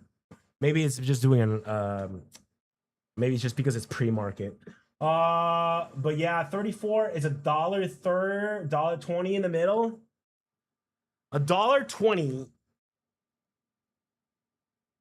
That's like 3.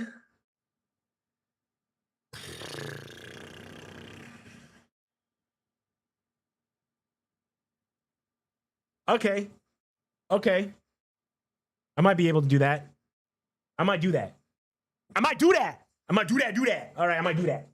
Yeah, I might do that. Do that. Do that. Do that. Do that. 34s. 34s or 33s. I might do the 34s. Yeah, let's do the 34s. Yeah, let's do the 34s. I'm actually kind of surprised EWZ is going down as the dollar goes down. Because, oh, the dollar's up. What happened? Whoa, look at that. The dollar's coming back up. Okay. Okay, let's see what happens. Let's see what happens to EWZ. All right.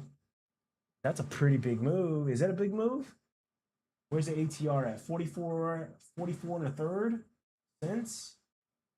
44 and a third. Low to high is not quite a full ATR, but okay. It's not quite one true ATR, but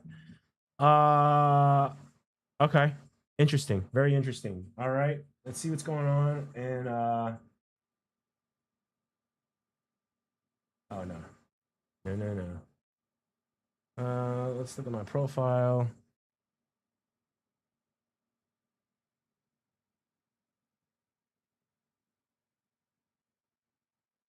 Boost this post. Oh, okay.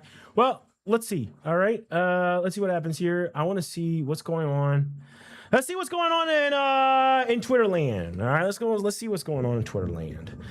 The bond market is a very unfair system. Did he really say that? Oh, dude, come on, man. Now when we announce good numbers, the better they are, the worse it is for interest rates. So we could have a GDP of 10 times. You know, they say, oh, it's going to be 3 times or 4.1. We could have a GDP of 10, 12, 15 times if they just leave us alone. Let the rates go down. We should pay the lowest interest rates. You know, every point of interest is $600 billion. Think of that. Every point of interest is $600 billion. 2 points means we make a fortune, but we keep driving it up. It's a very unfair system, and I've said it now for a long time. When our country does well, interest rates should go down. I mean, every time I hear our country's doing well, I say, oh, it's too bad. That's not true. Because they lift up interest rates. They should drop interest rates because it means... That is not true. That is not true. When the economy does well, interest rates actually go up. When the economy is doing really, really well. All right? That's not true. What he said was not true. We have a strong country, and it's all based on credit, meaning good credit, and we have the best credit. And we'd pay off the debt very easily, very quickly. Also not true. We're also not true. If it was so easy, we'd have a budget surplus. We don't. We have a budget deficit. Huge budget deficit, too, by the way. But if somebody's paying a half a point, we should be paying a half a point, not somebody else. Right now. Oh, my God. He's talking about Japan. But Japan is totally different. Japan has one of the highest savings rates in the world. Basically, it's unlimited demand for their own domestic bonds. The Japanese people, they save an average of 20% of their pay, which produces this almost infinite demand for their domestic bonds. All right? That's totally different. as Americans, we're spenders. We're not savers. So structurally, our economies are totally different. You can't compare us to Japan. Now I think it's Switzerland has the lowest. Again, and I don't want to single them out, but if you take our business away from Switzerland, they have problems. So why are they paying a half a point and we're paying much Again, Switzerland, high savings, just like Japan, high savings rates. more than that? Does that make sense to anybody? It seems pretty. Does that make sense? Come on, dude. Don't be like that. That's not a good look for a president to be talking about, oh, the markets are not fair. You sound like a DJ that lost all your money, bro. Don't be like that, man. You're the president, man. You're the leader of the free world. Act like that. Put a little bass in your voice, boy. All right, anyway. Put a little bass in your voice, man. Damn, do you understand what's going on? It sounds like some DJ who lost all his money. All right, anyway, that's interesting. That guy, he's funny. I don't want to be political. I know it turns off a lot of people when I get really political, but I'm not trying to be political. If he was part of the other party, I'd make fun of him probably even more, you know? Anyway, I think you all know, those of you who have stayed with me over the years, you guys know, like, sort of what my beliefs are. And anyway, I won't get into that today. Let's see what's going on. What's Zero Hedge? Zero Hedge, of course, the fear mongering that they love to do. Correlations breaking down. Correlations are breaking down. All right, well, sweet. So what? Foreign central banks are abandoning U.S. treasuries. Old news. Bitcoin. Oh, Bitcoin? Really? Yay! Look at you guys. Yay, the crypto bros finally get to eat. All right. I still see this as no man's land, man. I mean, look at this. From here, the bottom to the top. I mean, we saw what? From all these dead cat bounces. Let's actually measure these. I mean, these dead cat bounces. I mean, okay, this was a 38% dead cat bounce. Okay, this one right here, what's that? What is that? From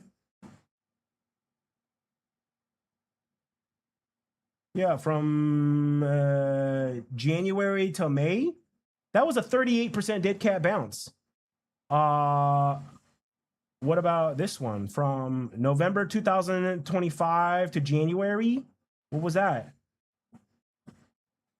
20%. That was a 20% dead cat bounce. What about this one?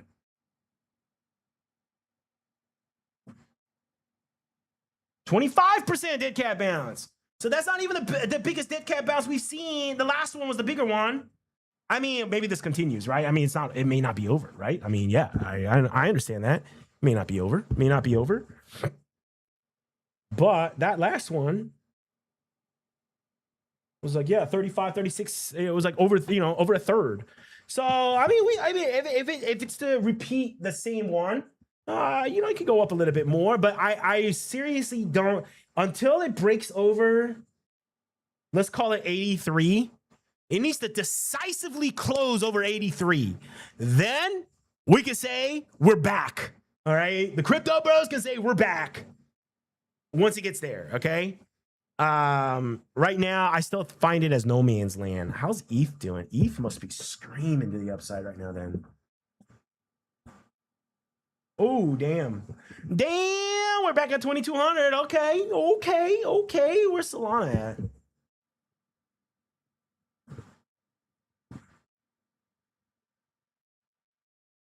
$86. Okay. That ain't bad. Yeah, I mean, Solana, it's got to decisively close over 100. If it can decisively close over 100, I mean, yeah, I'm sure it's gonna be meme season all over again, right? Yeah, we'll do some memes and stuff.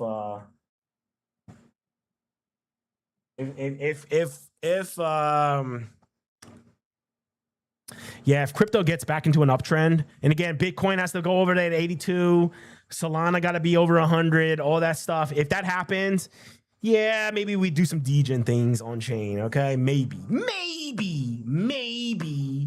All right, maybe. All right. There's other opportunities elsewhere. There's no reason to just stick to one thing. All right, come on. EWZ, don't be like this, man. Starting the green, man. Come on, dude. Oh, yeah. I'm starting to sound like Trump. Ain't fair. Come on, man. Do you understand what's going on? Anyway. Funny man. All right. What's going on? Broken clock is right twice a day. Ooh. Okay, gold. Gold. Everybody talking about gold. Because gold is moving. Walmart. Oh. Oh. Walmart.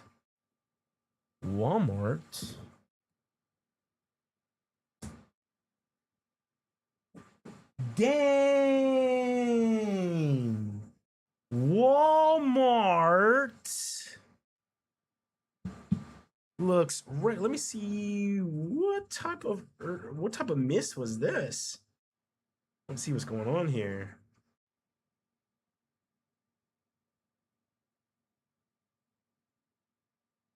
Let's see. Wow, Walmart down 7% as earnings slow down. Okay. Interesting.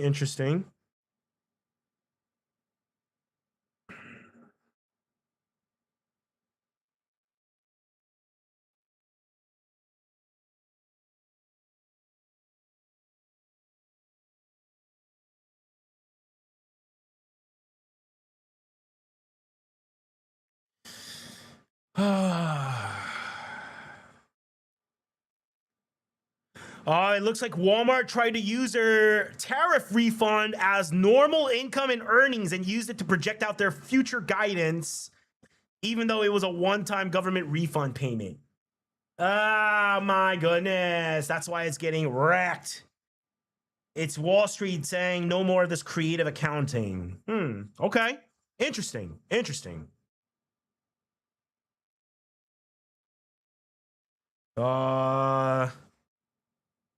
Bitcoin. I'm getting reports all over the place for Bitcoin.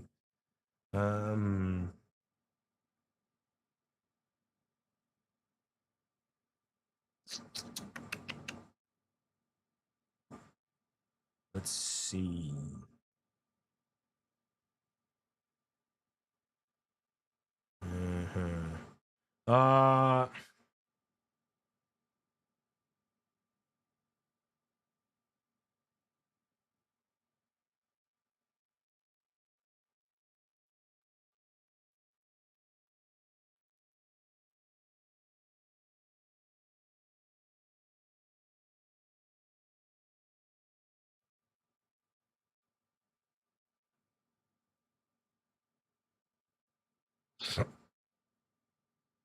Oh, I just got an alert for GE. GE. Hold on, GE. GE. GE. GE. Why?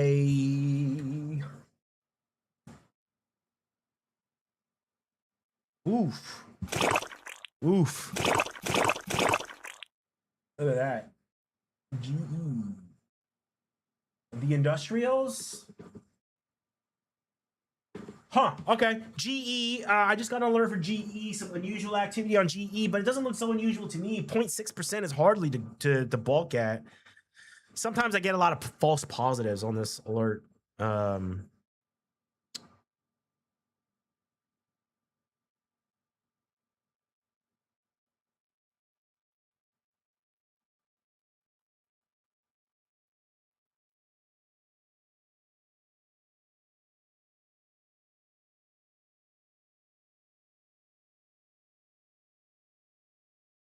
JPM. JPM also could be a good one. Oh. Volatility.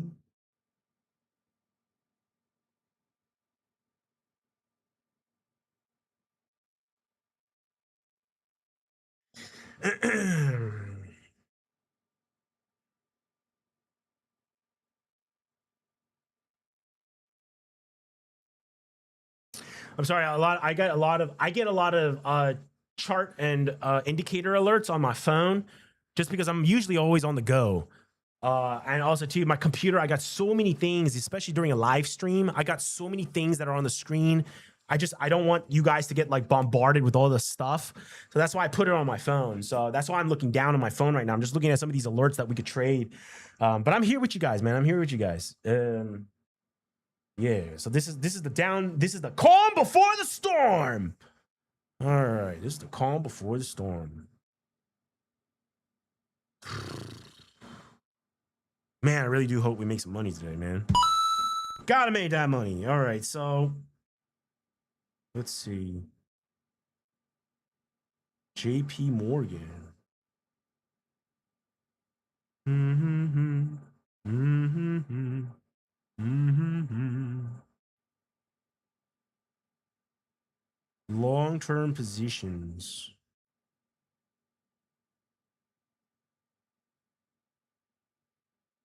Huh. I mean, just because a CEO sells stock doesn't really mean anything. I mean, a lot of CEOs sell stock just for like just risk management and financial planning reasons.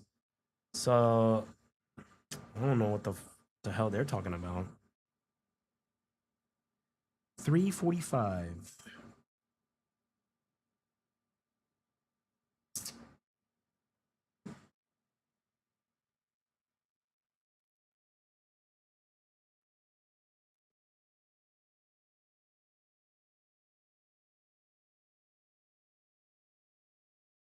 Okay. Okay.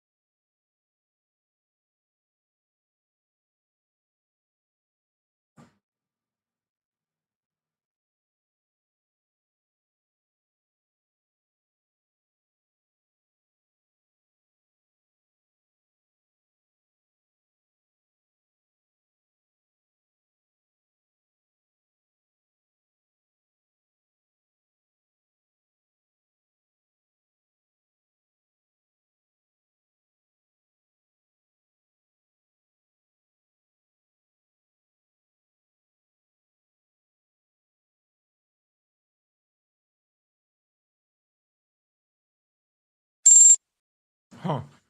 Which sounds better, chat. Dude, that sounds like some horror movie, man. What the fuck?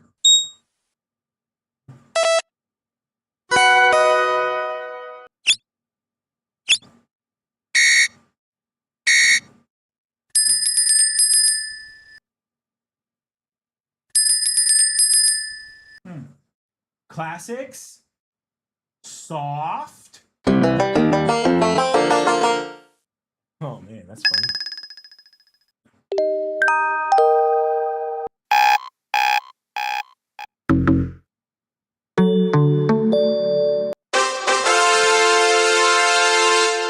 Damn, that sounds majestic. Okay. Attention. Guess what? Ha ha ha! Can you imagine that your trading view? That's your trading view alarm? This one? Dude, that's freaky. No way, man. That's too much. Hey, take a look. That's weird. No. Hey, No. Look at me. No. Weird? mmm. No. Oh.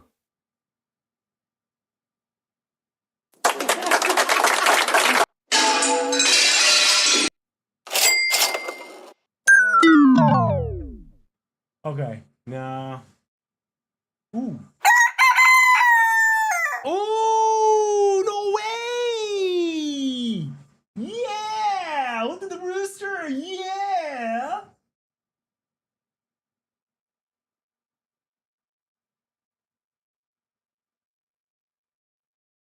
We'll have it go on for 10 seconds. Yeah. Yeah. Yeah. That's funny. Yeah. More rooster sounds. Yes. All right. Very good. Very good. Okay. I hope it works. Hope it notifies me and just not like ignores me, you know, because that'd be kind of sus. Hope it does. Okay, I hope I don't get like wrecked by the markets in public. That's all he did. I'm signing this propaganda and I'm just like, this is my first day. I don't want to get like punked on my first day. But anyway, JP Morgan, that looks pretty nice. At 345 zone, I'd be willing to sell some puts there. Yeah, we can sell some puts. Yeah, we have to really be careful about position sizing, guys, because if we're going to be trading all these tickers, we got to make sure that we're not overdoing it. So even the Google one, I might just take just one. I might take just one short put if I'm going to go now, which I don't even know if it is a good idea to go now. Oh, it's already coming up. Yeah.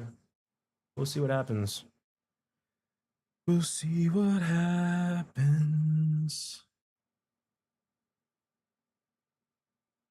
All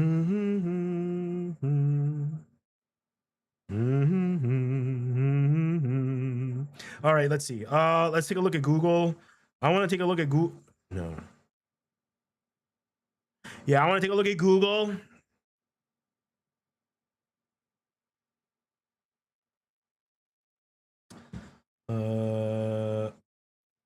Long. Yeah, I want to get long Google, but I just don't know where per se.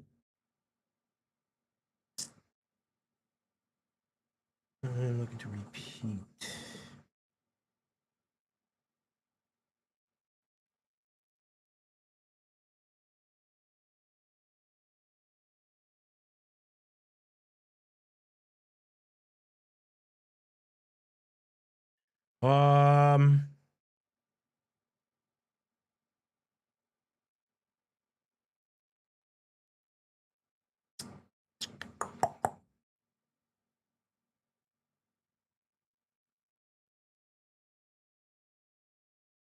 Yeah, I mean, for Google,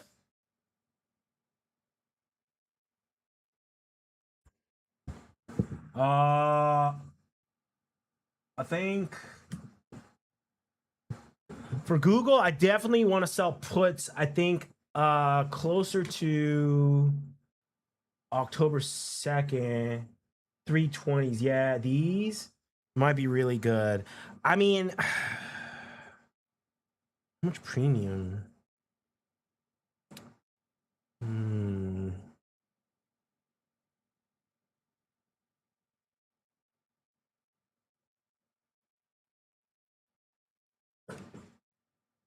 Yeah, let's see what premium we can get out of this. Let's see what we can get out of this. If I can get over $500, I'd be down for that. That's 0.5%. I mean, you got to think about a 0.5%. You get that like 24 times. We're funded. 0.5%, 24 times. We do 3 or 4 trades a week. You know, that's like in a month and a half to get funded. And then everything else, 80-20 split. Yeah? That ain't bad, man. That ain't bad. We have to think in terms like that, guys. All right?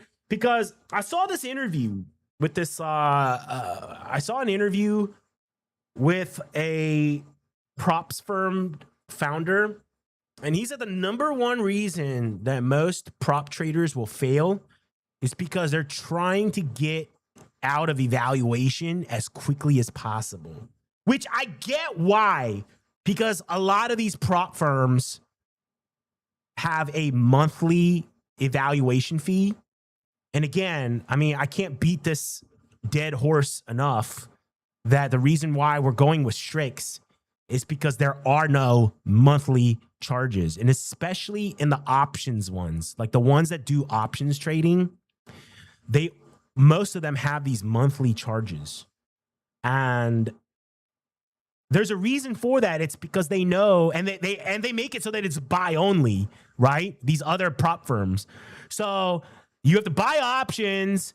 Time is against you because you're always buying. You're always paying theta. And you got this 1 month fee that's coming up every month. So you have continuous value just leaving. And it makes you want to take more trades faster and faster. And that's how they get you. That's how they get you. So at least with Strix, we don't have to worry about that. We don't have to worry about that at all. All we got to worry about is that 6% drawdown, and we can take as long of a time we want to get over that 12K, which that's what we're going to do. Okay. That's what we're going to do. Damn, we got like 30 minutes left.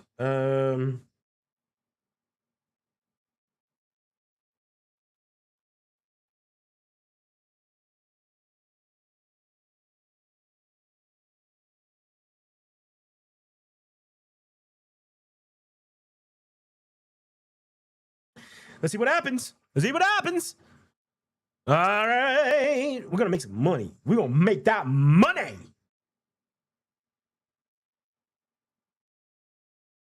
Okay. We're going to make that money. There's some other names too. I know my boy BZ. Shout out to my boy BZ of the Key Crew, Lock In, Breakout, all that good stuff. I know my boy BZ is long some shares on this NBIS. Oh man, that one's dangerous. I mean, you want to put some risk in your life. Trade this shit. You want some risk in your life? You want some excitement in your life? Trade this. Man, this thing goes back and forth so much. I mean, the round trips, the 30% round trips in 2 or 3 days. Just outrageous. Just fucking outrageous shit. I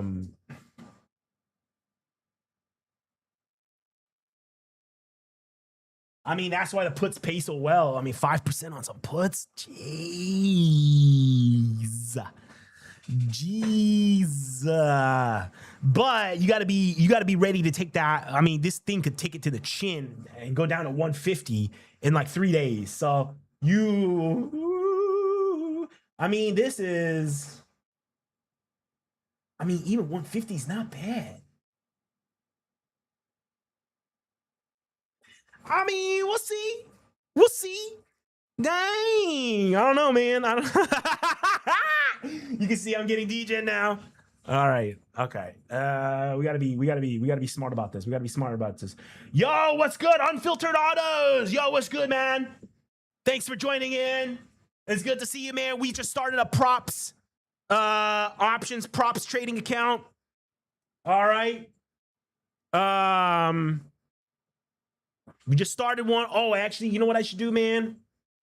I should probably update all my socials so that it has my props trading links. I did not do that for, yeah. But anyway, we're about to do some props trading right now. We're about to use Strix. I got a code for you guys for the community. You get 55% off on the evaluation for the end of the month. It's code Rooster. ROOSTER, just normal spelling. I'll go ahead and put that on Twitch as well too. Thanks for reminding me of that, Unfiltered Autos. I saw your little Twitch emblem on my chat screen, and it's reminding me of that. It's good to see you, man, or fam, I should say. You know, we do have some female viewers out there. We got some female community members, some really good traders. Shout out to you, Ryan. All that good stuff. All right, so.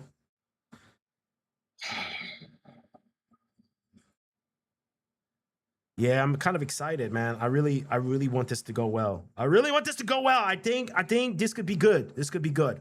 Okay. And if we yeah,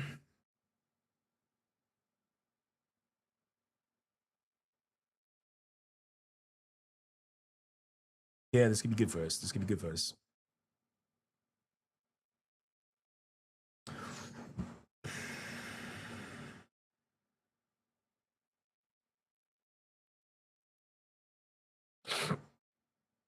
You know what, man? I'm also tempted to do like shorter dated premium on something like QQQ, like a weekly or like even a daily, and just like pick a spot and just sell some puts. I might even do that, man.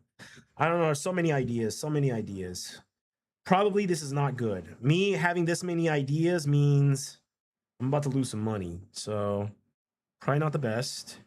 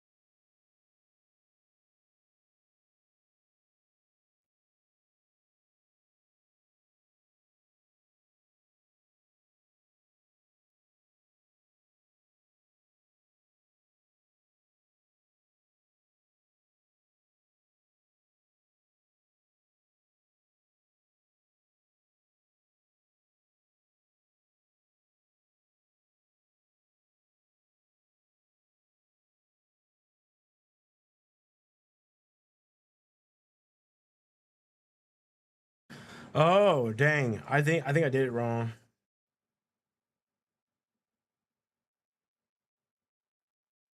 Yeah, for Twitch and all that. Okay, I got to go in the about section and do it. I'll do that after the stream. I put it in my bio section, guys, on Twitch, so that you guys can see it. But I haven't put it in the about section. It's on the bio section, which makes it look weird. But I mean, you get the gist. You get the gist. You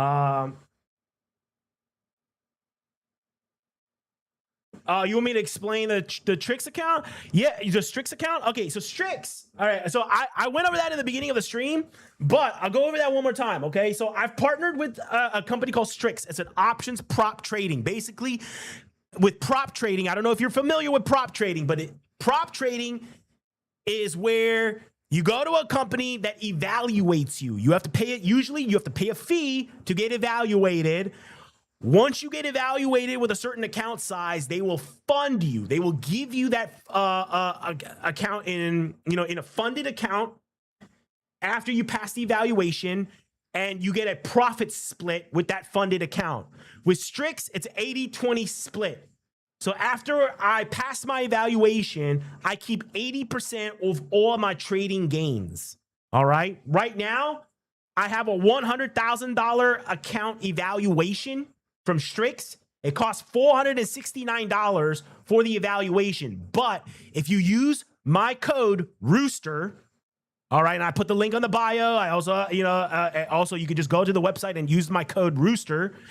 If you use it before the end of the month, you get a 55% discount. Let me say that again, a 55% discount. You'll get it for $211 rather than $469. There are no monthly fees on this account, which is very different than some of the other prop firms that I've noticed. And again, in the beginning of the stream, we went over some of these other prop firms. And one of the prop firms we looked at, one of the larger prop firms for options trading, they charge $999 a month for an evaluation. So if it takes you 2 months to pass your evaluation, you're going to pay $2,000.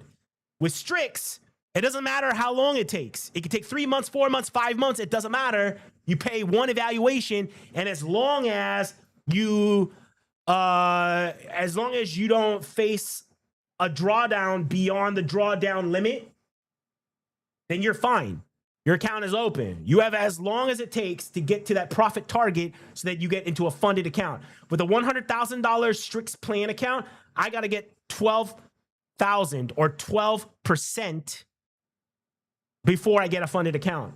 But my trailing drawdown is 6%, $6,000, which means I can't lose more than $6,000 from a high watermark, from a high of from a closing account balance. All right. So I have to maintain this. And if I do, I get a funded account, and then I get 80-20 profit split. All right. And again, the guys at Strix, shout out to my boy George, who's the one of the founders of Strix. He offered our whole community 55% off if you use my code Rooster until the end of the month. And for whatever reason, if you want to join after the end of the month, you still get a 10% discount for using my code. So he was nice enough to give us this discount forever. So you get a 10% discount forever, but for this month, you get 55%. I think that's a good deal. For $211, you can get a $100,000 account evaluation. That's one of the lowest prices I've ever seen. Even the full price at $469 is one of the lowest prices I've ever seen. $211, I mean, that's just like, that's super, super low. Okay, so that's a great way to get in on props trading, especially for those of you guys who have smaller accounts who want to be able to scale profits faster. This may be a good way. Now, this is a risk. All right, it is a risk. So don't, be careful before you get in. And it's not financial advice. You have to really think to yourself, is this the right thing for you? But me, I'm okay with that risk. I'm ready to take that risk. So I'm going to do it. Remember, guys, we started that perpetual futures trading challenge at the end of March with $300. I made $300 and something on it. Our final account balance was something like $650.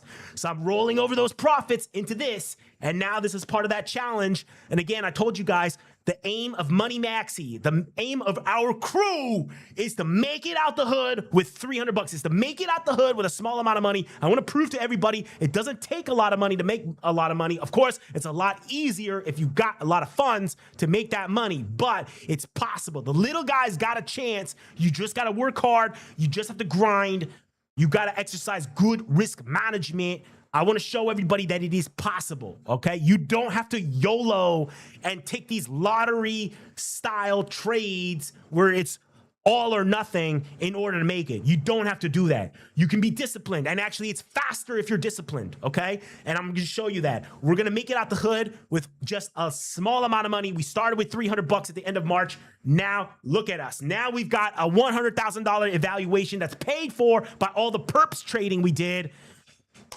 That's what Money Maxxi is all about. Money, markets, mindset. We're going to conquer all of that on this, all right? That's how we do it. All right. Anyway, all right, let's do this, guys. Let's do this. All right? We're going to have a blast trading this. We're going to kick some major butt, all right? Let's do this. All right. So yeah, so that's I hope that answers your questions. And again, I think this is a great way to scale some profit gains on trading. You know, rather than waiting for our $300 to get to 100,000, we can just basically buy an evaluation to get to that point where we can qualify to trade 100,000. And actually, if you go to Strix, after you get funded and after you go live, you can be considered for increases in your account balance.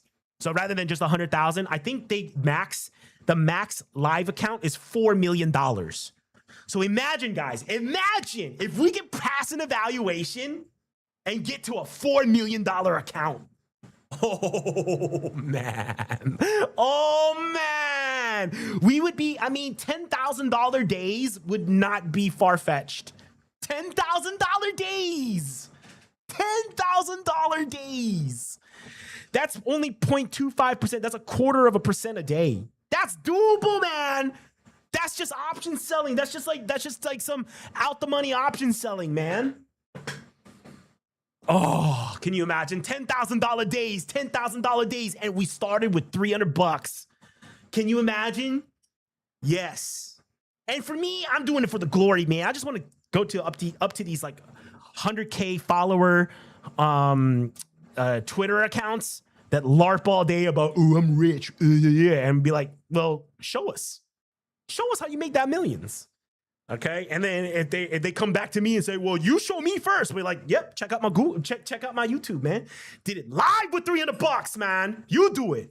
Yeah, I'd love to shut some of these motherfuckers up because most of these motherfuckers, man, on FinTwit, they be talking that bullshit, man. They be talking a lot of bullshit. It's like, man, if you actually took those trades you talk about, you would have lost your ass.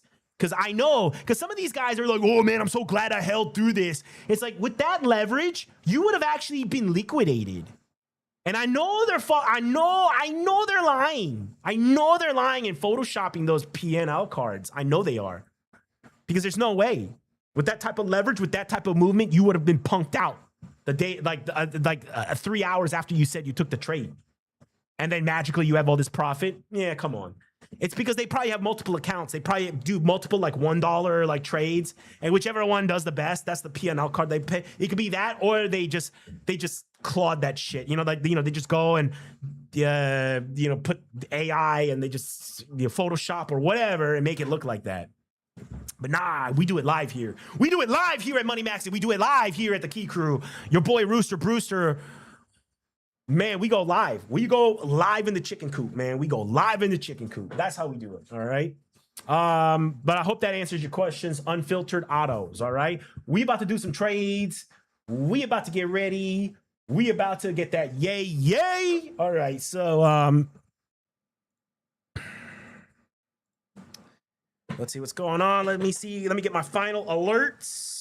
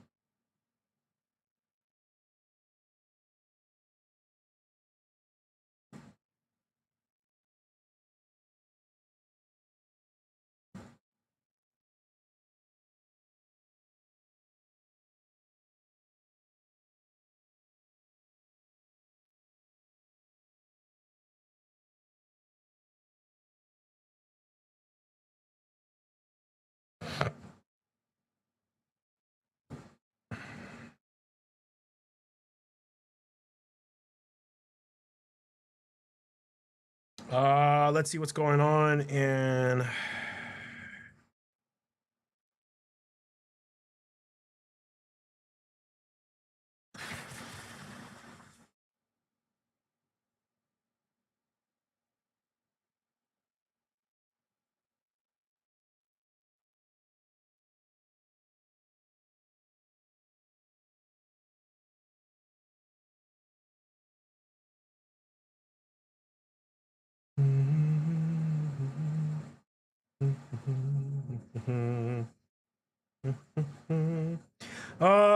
okay, that's interesting.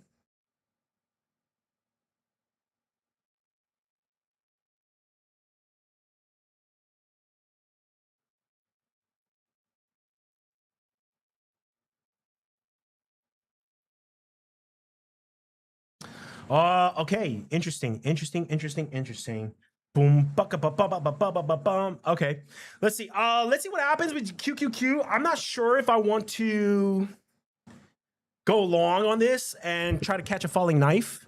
That may not be the best thing. Maybe we just stick to our original plan and go with some Googles in the morning. I might do that. I think so. I think that's what I'm gonna do. I think. Yeah. I think I'm going to do October 2nd's 320s. Yeah. If I can get, yeah. Yeah. Yeah. Yeah. Yeah. Yeah. Yeah. Yeah.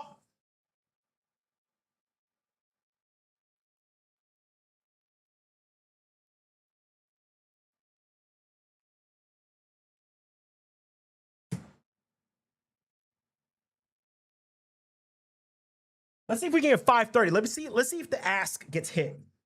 Let's see if the ask gets hit on this. All right. Let's see if the ask. Let's see if we can get some ask on this. Let's see if we get our ask. All right. Let's go. Come on. 5 minutes. 5 minutes. Let's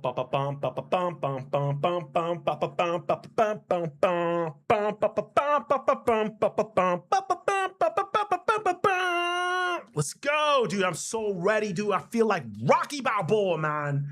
I feel like it. I feel like this is the championship round, man. I feel it. Apollo Creed's going down. Victor Drago's going down. Mr. T's going down. I pity the fool. Ah, man. Oh. Oh, God. Pray to the gods. I seek great fortune. All right. Grant me some great fortune, gods. All right, let's do it. About to make this money. Oh.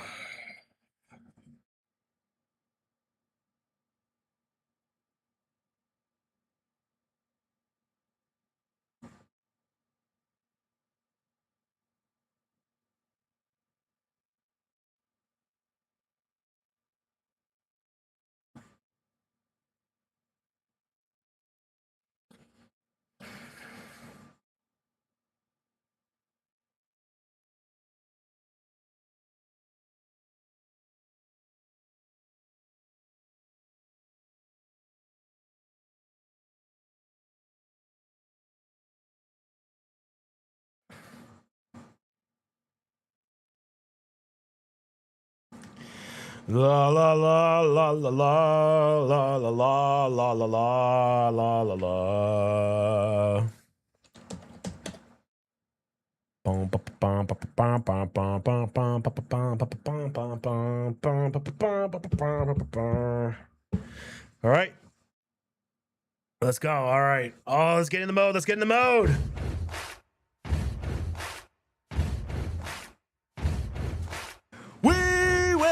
We will rock you. Let's get ready to rumble.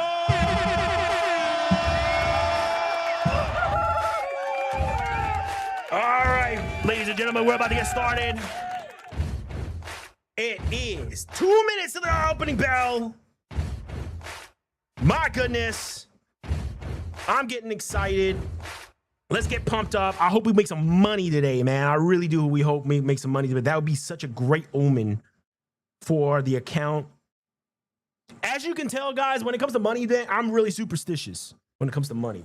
Okay, I am. There's just certain things I don't do, not because of some mathematical or scientific reason. It's just bad juju. It's just bad voodoo for certain things, you know? Like, one thing that I remember my mother always taught me was, you know, the little pennies and the little change in your pocket, never throw it away. Never throw that away. Never throw money away. Because then it's bad luck. Also, too, if you got a hole in your pocket, always stitch it up or like fix it, because that's also bad luck when it comes to money. It's like these little things, man. These little things, man.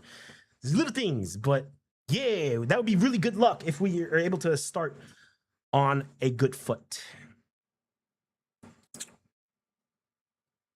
But let's see if we're able to get a fill on some of these options.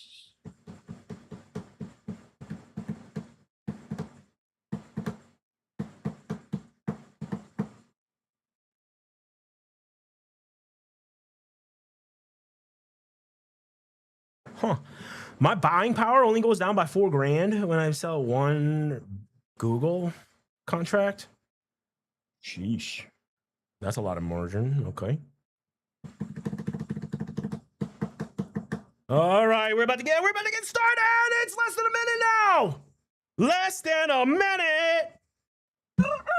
All right, 9:30, baby. Let's go. We are live, baby. We are live. Oh, we're live. Oh, we're live. Let's see if I can get it at 6.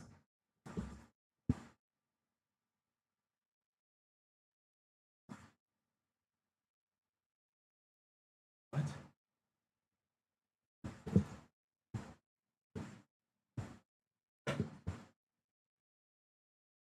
Oh, yeah, it didn't work. Hold on. Oh, I messed up. Hold on. It's my first day, guys. It's my first day. Hold up. Oh, hold on.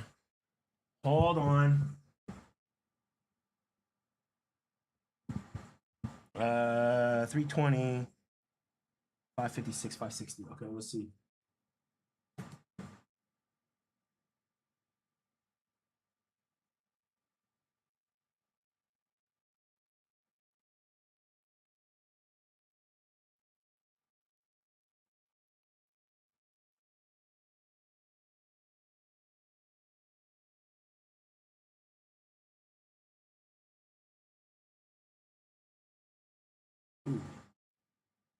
Oh, wow. Okay. So when you click it, oh, wow. Okay. So no confirmation pop up, nothing, man. When you click it, it's live. All right. Well, good to know. Good to know.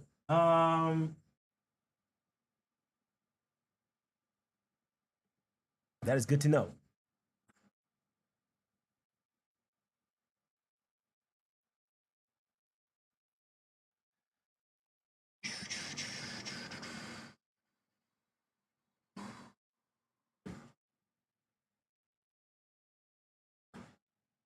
Let's see if it fills. Okay.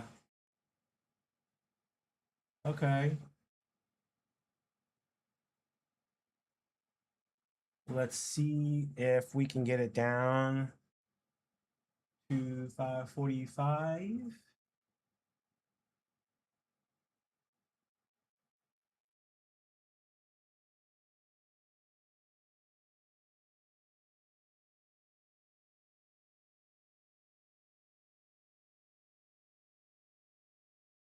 Let's see if 545 will fill.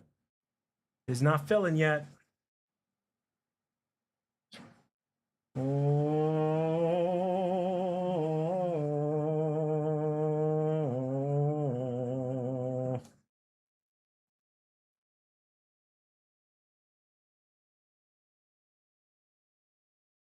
No open positions yet.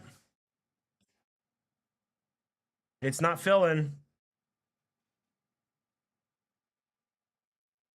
It is not filling.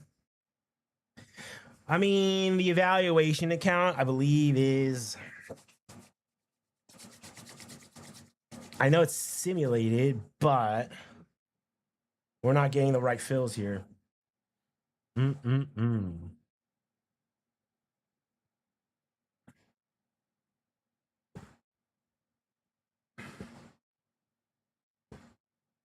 All right. Come on, Phil.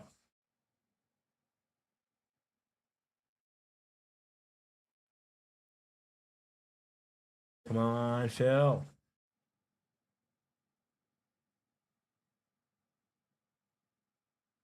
Okay. Hold on. Let me see. What if I do 535?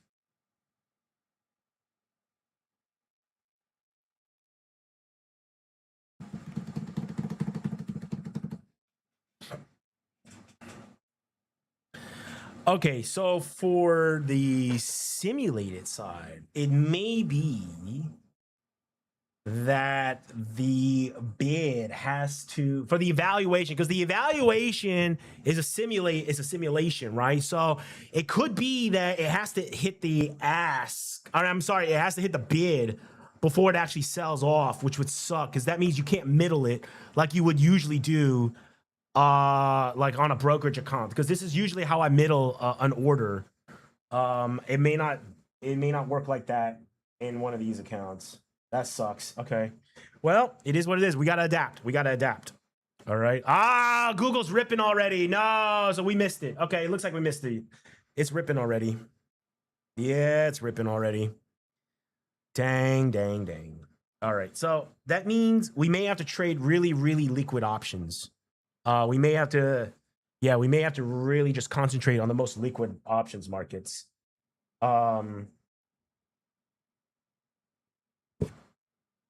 Let's see what happens. Let's see what happens.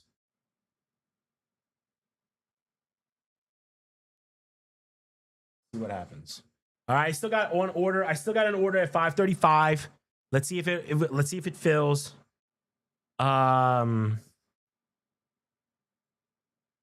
Yeah, because the options market can tighten up as we get closer and closer. As the day progresses, it gets tighter and tighter. It's only been 5 minutes as the market opens, so it may be that. Let's take a look at QQQ. Oh man, QQQ is already going up. Let's see here. Yeah, I should have focused on QQQ then.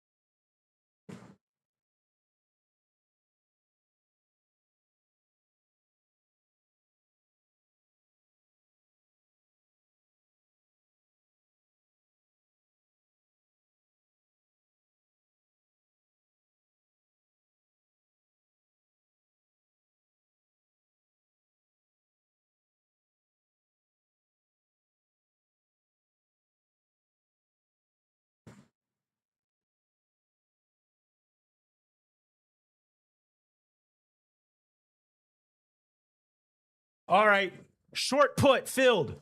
My short put for QQQ filled. All right, it filled. It filled at $1,000. So let's see what happens now. Okay, let's see what happens. Okay, it's a 700 put for. We got 3 weeks on that. 3 or 4 weeks. Let's see what happens.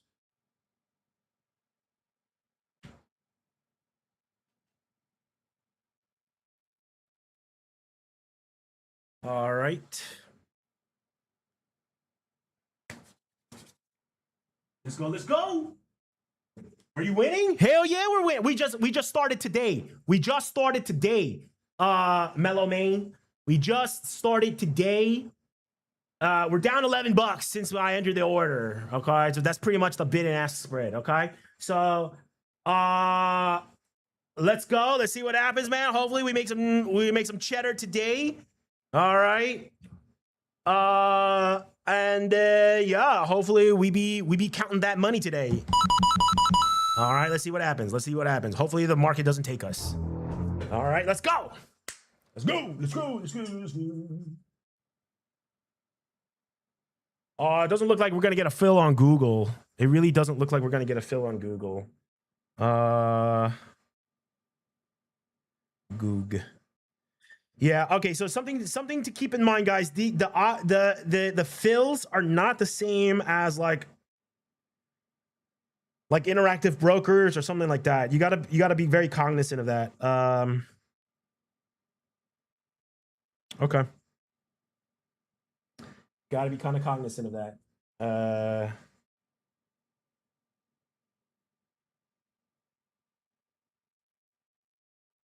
Okay. Okay. Let's see what happens. Let's see what happens. Okay. Let's see what happens.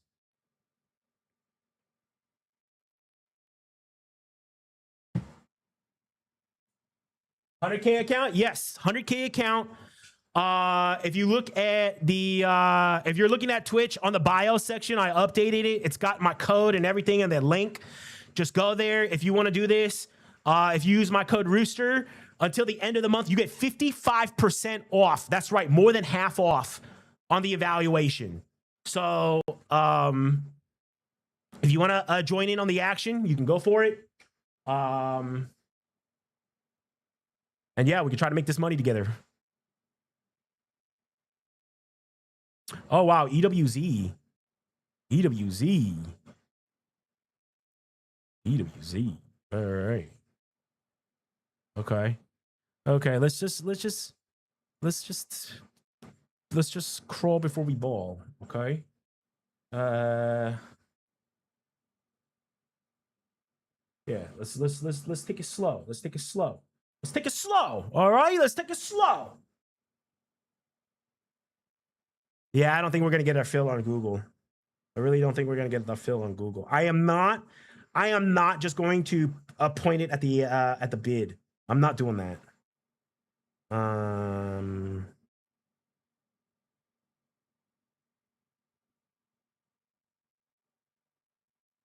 That's too big of a difference.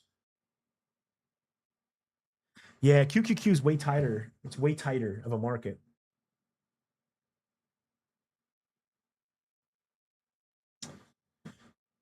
La, la, la, la, la, la, la, la,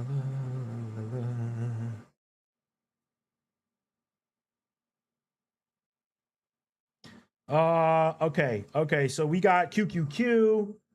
We're down $25. It is what it is. We got $1,000 we could make out of this. Let's see what happens.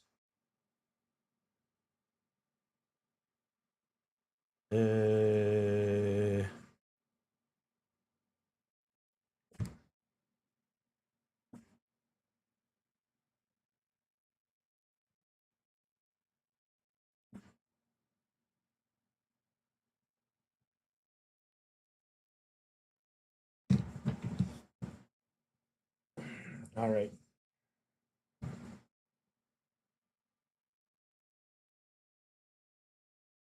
Ba ba bum bum ba bum bum ba bum. Good luck, yes indeed, man. Hopefully we won't need the luck, but I'll take it. I'll take the luck if you're giving it to me. All right, let's do this.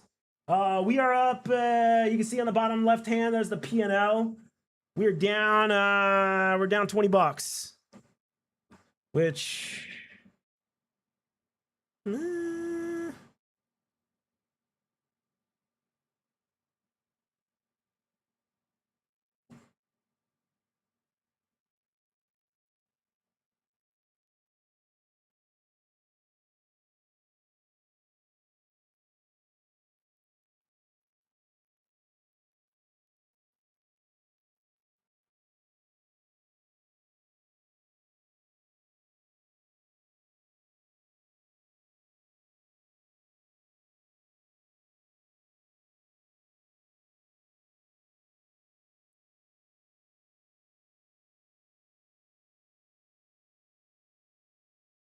Jamon. Oh, come on. Let's get in the profit. Let's get in the profit. Let's get in the profit. Let's get in the profit. Let's go. Let's get in the profit. Come on. Oh, dude, watching premium come into your account is like watching grass grow. Ah, all right, let's do it. It's watching grass grow. Let's watch this grass grow. Let's watch this grass grow. All right. Let's watch Google. Google is just not coming to our spot, man. It's just not getting there. QQQ. Let's see what happens. I think it bounces from here. I think QQQ bounces from here. You know, little bounce, little bounce, little bounce. Give me my money. Give me my money. Yeah. So that means it only fills at the bid, and you can only sell at the ask. Oh, wow. Or buy at the ask. You can only buy at the ask. You can only sell at the bid. There's no middling in this. Oh, okay.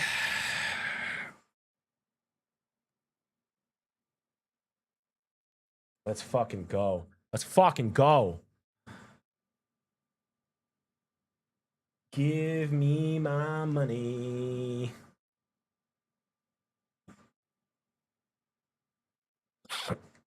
So yeah, okay, so we sold one put. Let's see if Google fills. Not sure if Google will fill, but if it does, we'll be here for it. Oh no, it's Google. I mean Google.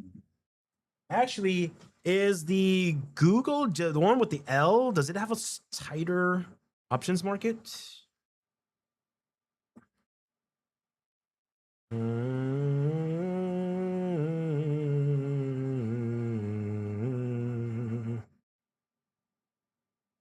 October 2nd. Does it have a tighter market?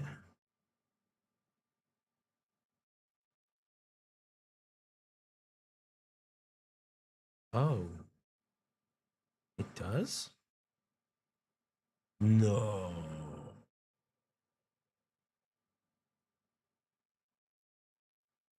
No way. No, Goog, Goog, that's the tighter market. Yeah, because the 320s are 455, 56. Yeah. Yeah, GOOG has a tighter market, but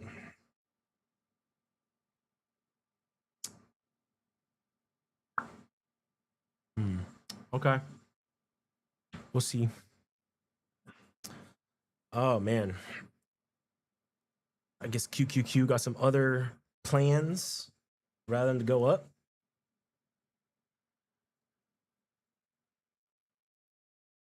Okay.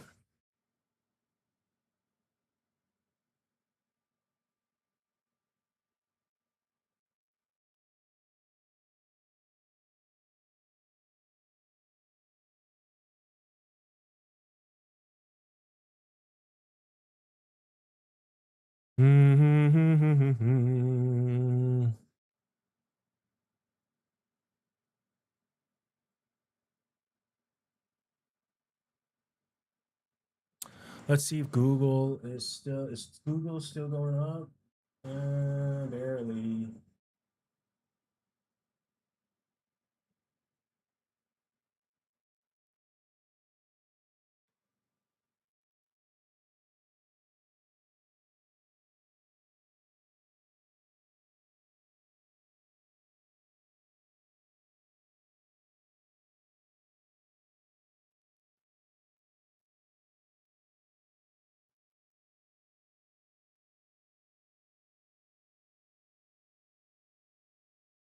Okay, we'll see.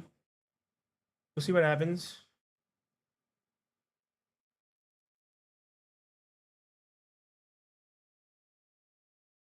Do we have any orders? No active orders.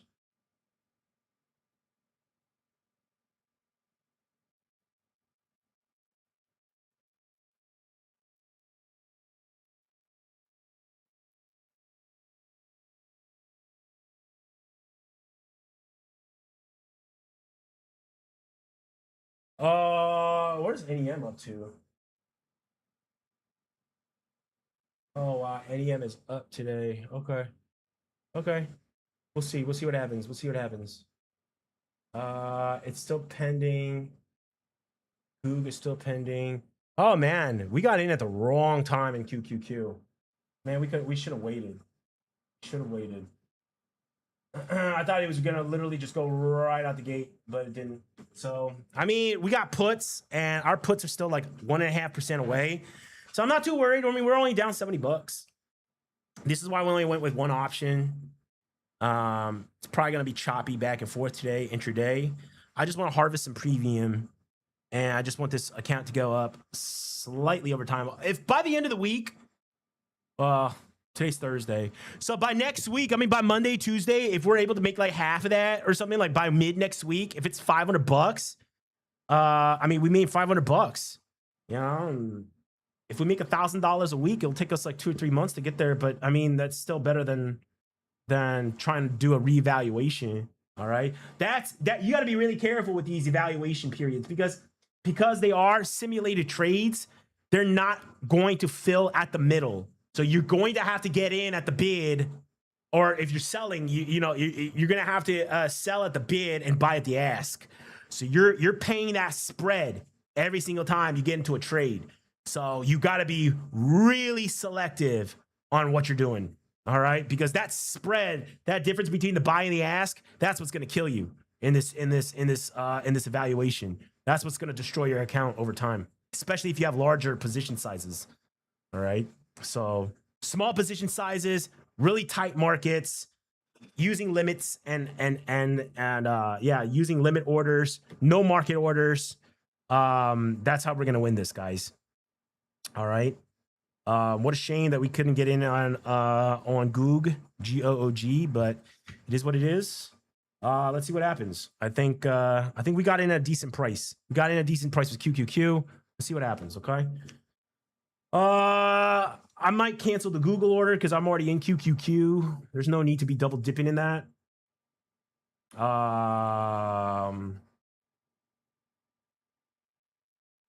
Yeah, let's see what happens.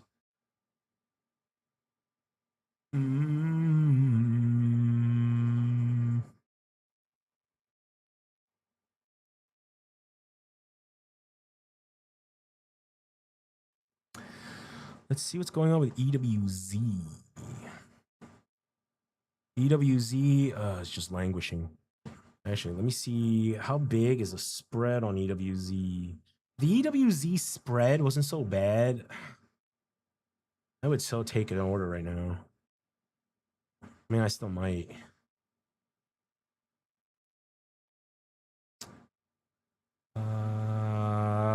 The Septembers or the Octobers?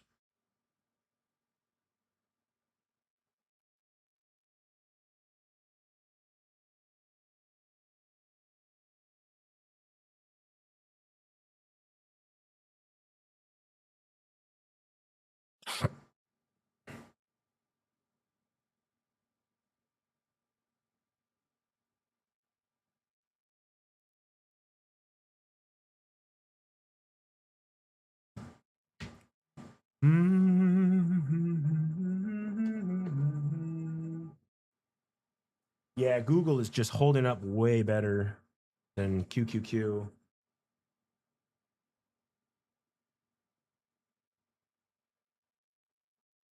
Okay.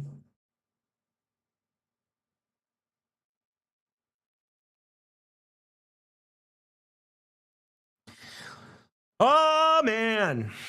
Great timing. Great timing there, Rooster. Great timing. Yep. First trade. Great timing, Rooster.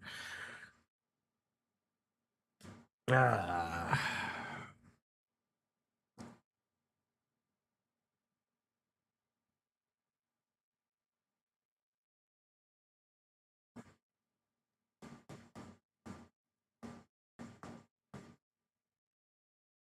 Ooh, CVX is coming down again? Whoop!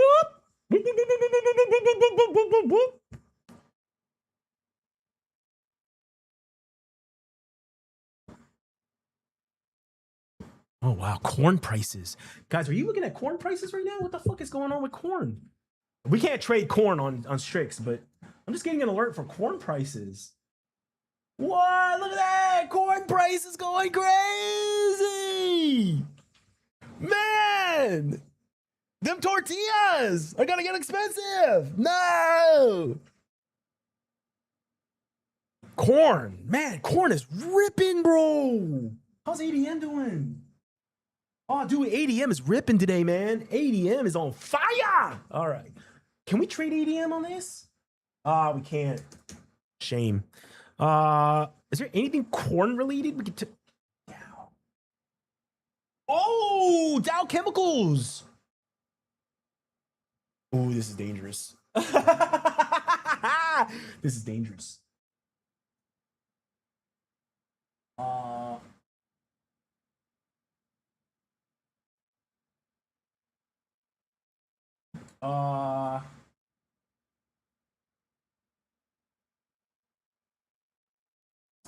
Oh man, the bid ask spread is way too much on the weekly. I mean, we went out to do the.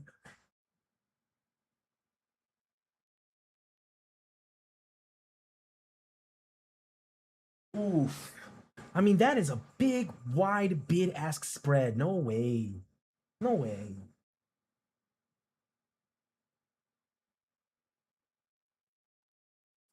It's too wide, man. Options market is too shit. It's too wide, man. It's really too wide. I don't want to get involved in something that wide.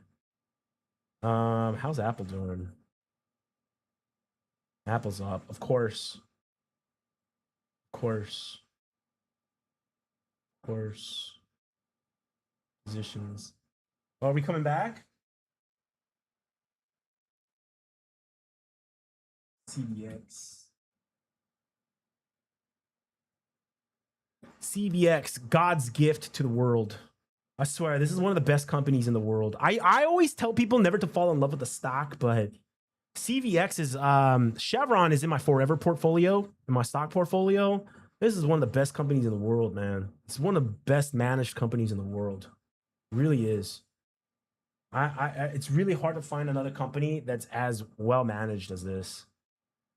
But the options market on this is kind of shit. That's pretty bid wide. That's a pretty wide bid ask spread. Okay, so it looks like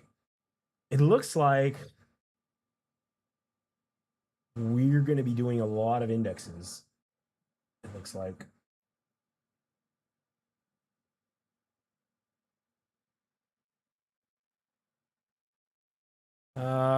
Now the bid ask is not that bad. I have not canceled the Google order yet. I have not canceled the Google order yet. I still have it up. I don't know if it's such a smart idea to be in Google puts and in QQQ puts. But I'm gonna let it ride and see what happens. I'm gonna let it ride. I'm gonna let it ride. Right now, I think we're at 1100 on that on QQQ. Yeah, we lost about $100.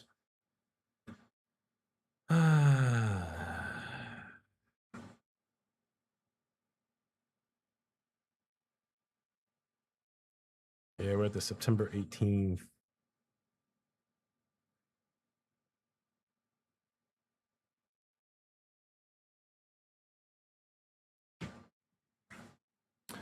Let's see what happens.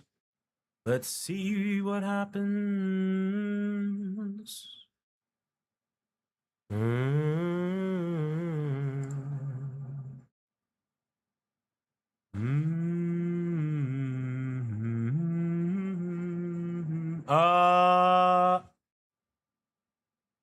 No.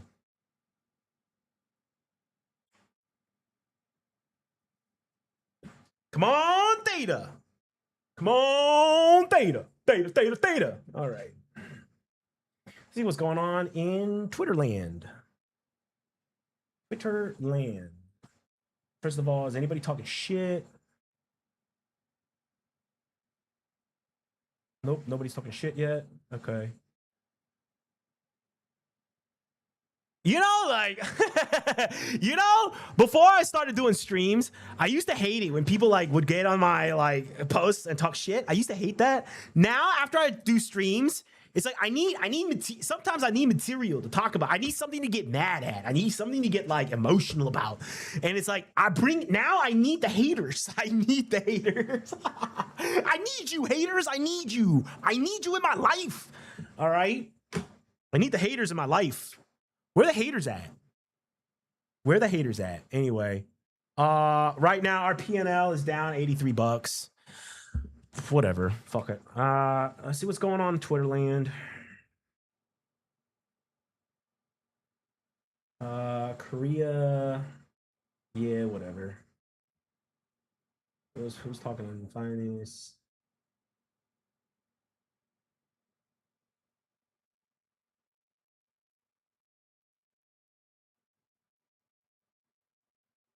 Oh, is treasuries going down? Corn is just going way up, man. I don't know what the fuck is going on with corn. But oh dang. Oh dang, look at bond prices. Look at bonds, man. They're just basically reversing all of yesterday's gains. Yeah, I'm telling you, man. Remember what I told you in the live stream in the beginning? I told you guys. That shit, that announcement that they made, that was such bullshit, man. That was such bullshit. It really was. You know, it was really bullshit.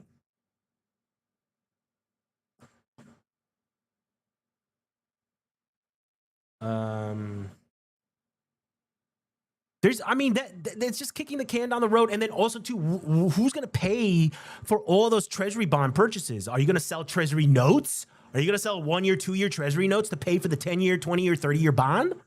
But then in that case, what if after a year or two, what if interest rates spike? So it's a lot of risk on part of the Department of Treasury. And also, too, it expands the lower end of the maturity curve, the supply of the notes in the maturity curve. So in the short term, you are actually constricting liquidity, and you could actually make that next correction or tighter liquidity market, it could make that worse. So I don't really know why they would do that or make that announcement. I mean, I know why. It's because they're trying to get tenure to go down to support the risk markets until November election. And they're only doing these extended extra buys. And by the way, it's like $2 billion, which is like almost nothing. All right. But they're doing this from September till early November, which is like, again, election season. It's midterm election season here in the US. So we'll see. We'll see. I wouldn't mind if the bond market did rally so that the QQQ goes up, so that the implied volatility can collapse on these options, though. I wouldn't mind that. But let's see.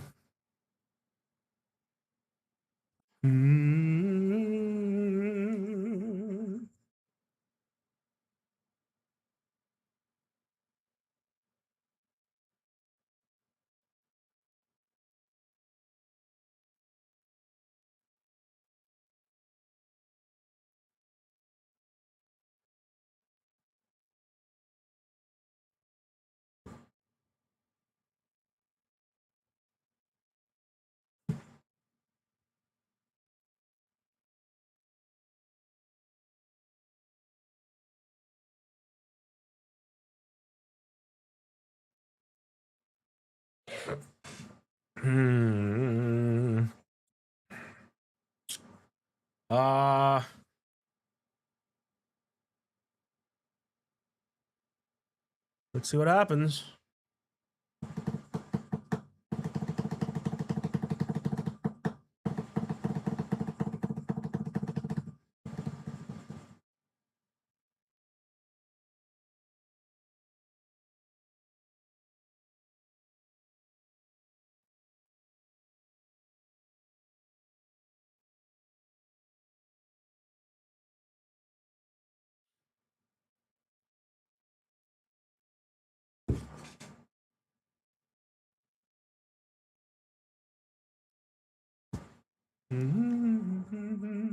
EWZ.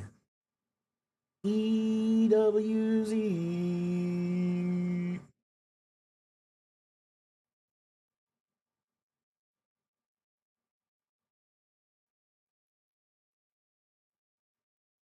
The October puts.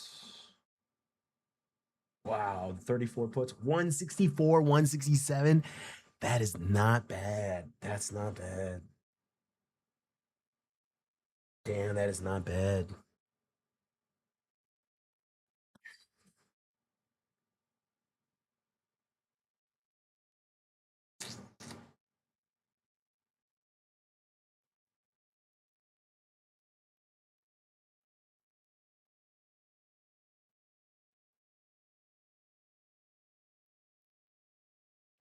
Oh, the October IVs are high because of the election in Brazil.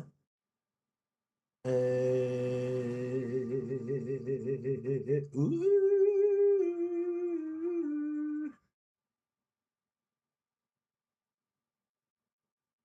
Yeah, it's the election.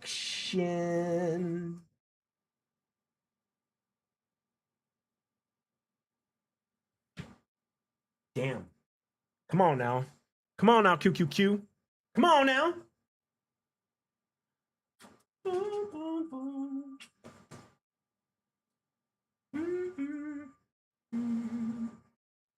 Ooh, dollar. Look at that. Okay. Let's see what happens. Gold? Not yet. Not yet. Can I sell options on IBIT? Yes, I can. All right. Yes, I can. All right. That might be something we do. That might be something we do on the next pullback. Yeah. Or maybe we sell some call credit spread. Actually, that might be a good idea. Sell some call credit spreads on IBIT when it gets to like 82. 82 to 84,000. Remember that level I said? 82, 84 has got to make that decisive decision. We can sell call credit spreads right above that. And if it pops up too much over it, or let's say it closes above it, we can just get out at a small loss. Oh, but then we got to sell spreads. Fuck. Oh my God, with the bid-ask spread the way it is. Yeah. Okay, we'll see. We'll see. All right, we'll see. All right, let's see what happens. All right.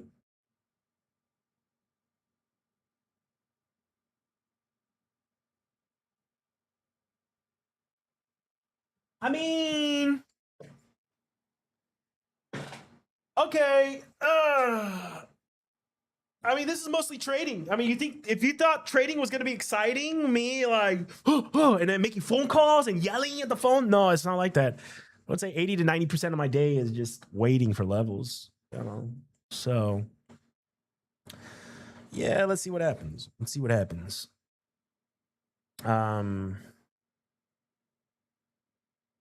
We placed one trade today. It's great. I don't really think I'm gonna place any other trades today, to be honest. I mean, let's look at the Discord. What motherfuckers up to on Discord?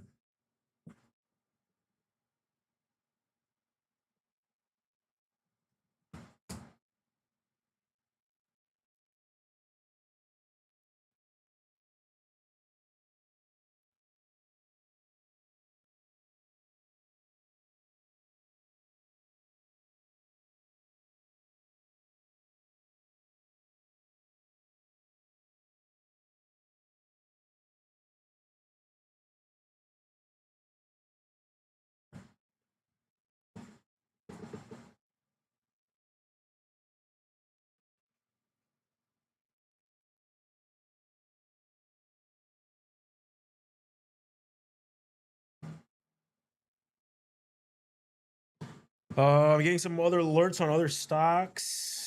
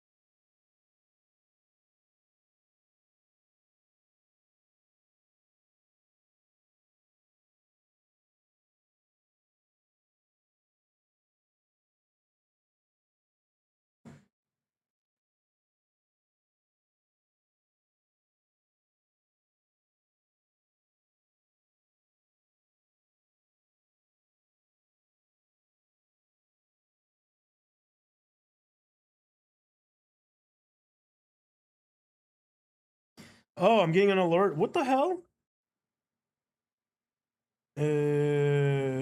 Corn prices. Yeah, I got that alert. That was from my phone from TradingView. Volatility expansion in progress is still underway.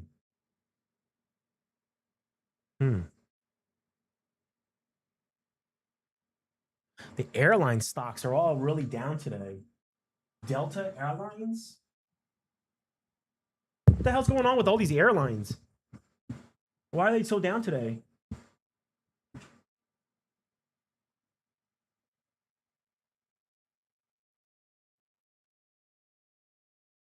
Ooh, FTC they're being scrutinized by lawmakers. Nope. I shall not get involved in that kind of trash. Nope, nope, nope, nope. No thanks. No thanks.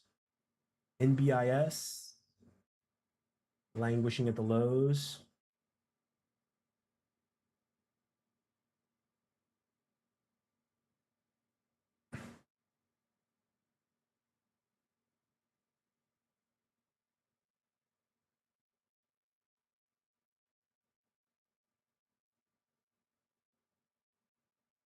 Gold, very actually, you know what? Let's take a look at.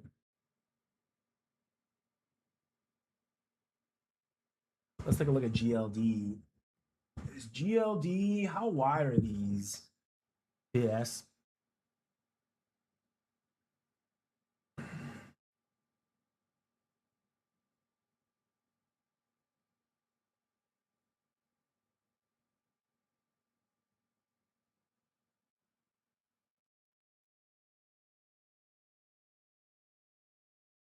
Uh.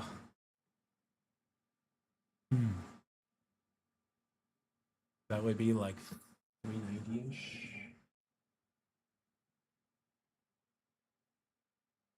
That ain't bad. That it's actually not bad.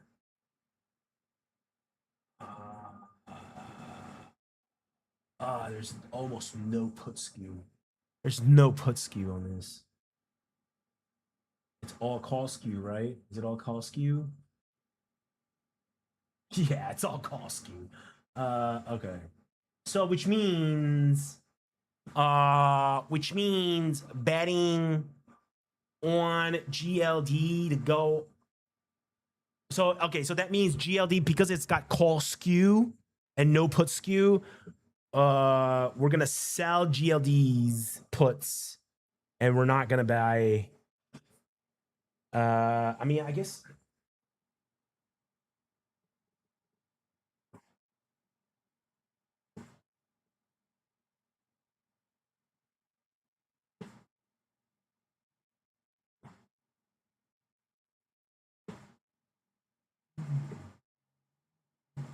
I mean, if we were to get on like Delta 40s and then Delta 20.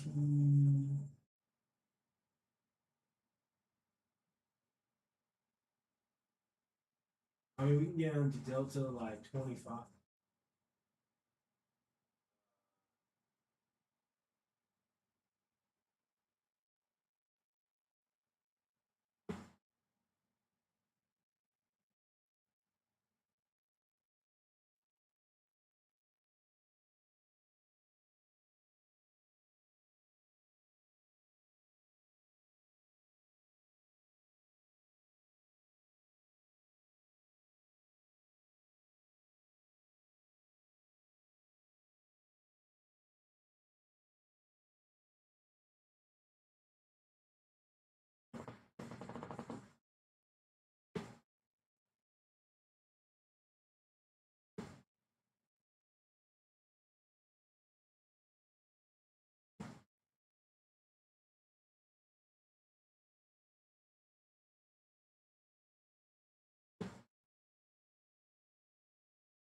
Okay, 525 versus 4. What?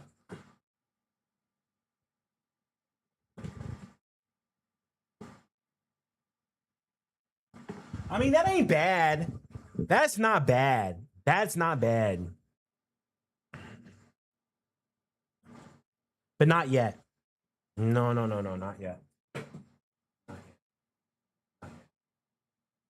For gold, I want to be patient. For gold, I want to be really patient. I don't want to have to like fidget. I don't want to have to fidget. Yeah, I don't want to have to fidget with it. So I really got to be patient with gold.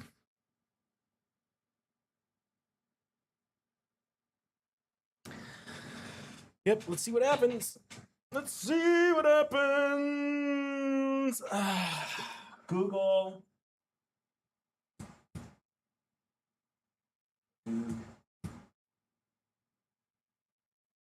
Oh, it's coming down.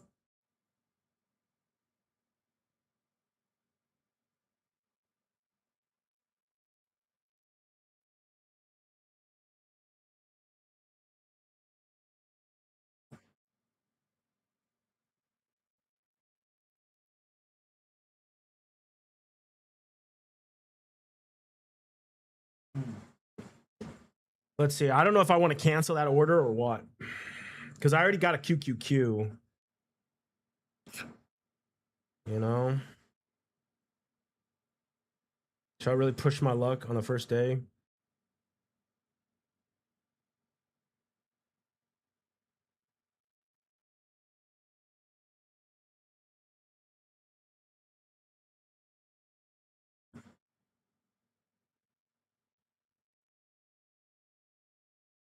See what happens. Let's see what happens.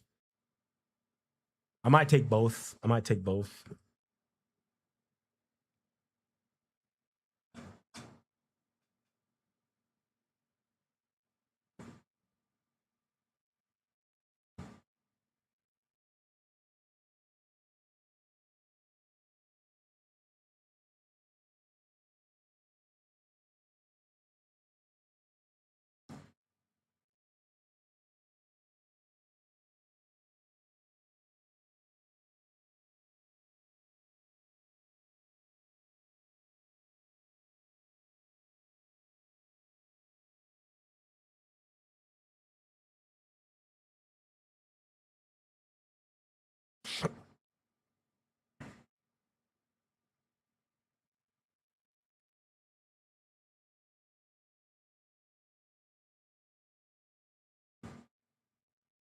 Let's see what happens here. I really hope I really hope that Google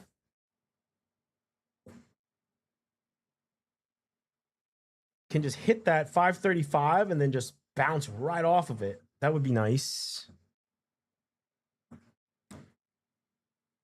Wow, oil is screaming to the upside right now. Oil's at $86.37. Woo-wee. My goodness. My goodness, oil. Why, bro? CDX must be on fire right now. Oh, but it's coming down.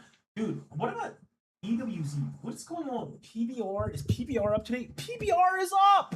Petro Brazil is up. What about Vale? Vale. Oh, man. Is that what it is? Vale. And Nubank. Oh, man, the banks. Of course, it's the banks. Of course, it's the banks. Fuckers. What about GPM? Ooh, oh, it's coming down, it's coming down, it's coming down. 345, 345. That's where we just sell some puts. That's where we're gonna sell some puts. Dun, dun, dun, dun, dun. We can sell some puts there, or we could even call spreads means shitty thing about call spreads is it's the bid-ask spread that I have to get in and out of.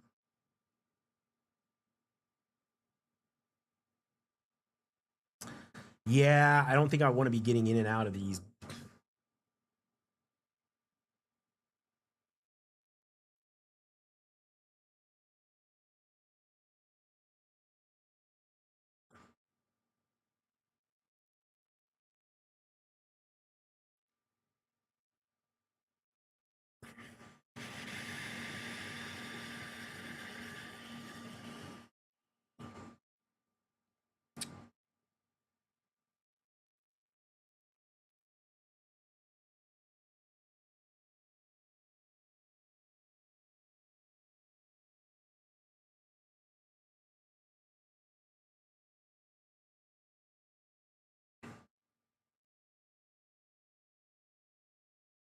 Wow, DBC commodities are on fire right now.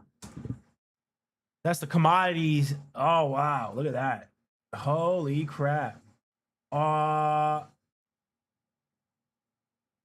y'all? Wait a minute.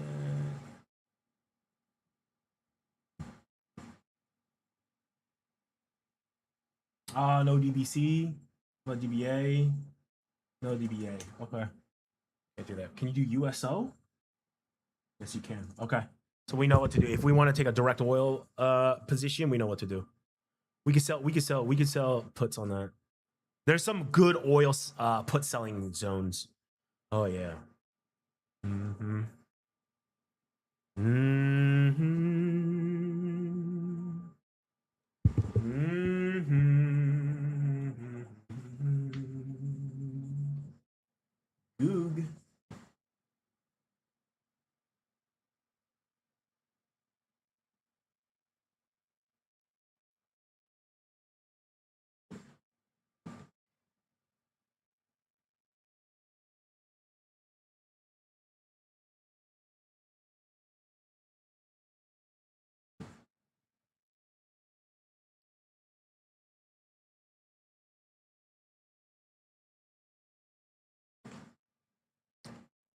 Let's see what the dollar is up to. Dollar is almost flat today.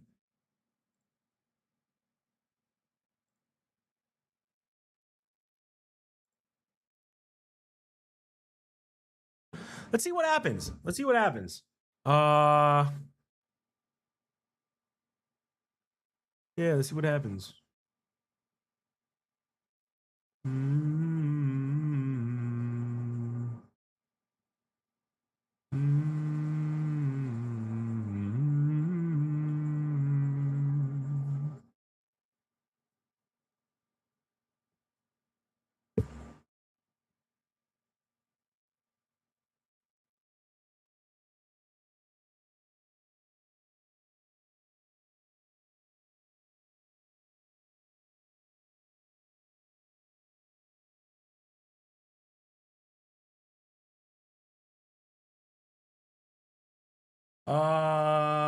Okay.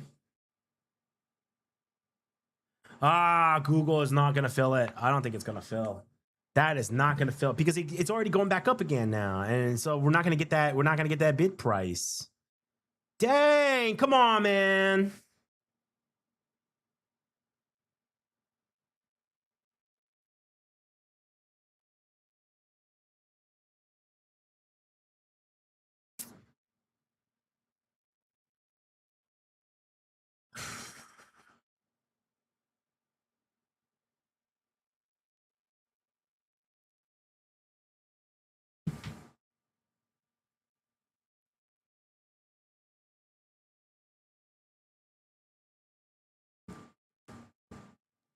I'm tempted to just go to the October monthlies and sell the Google October monthlies.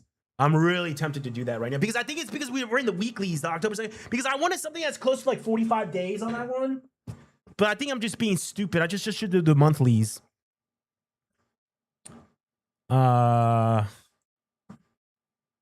now might not be the bad time to do it.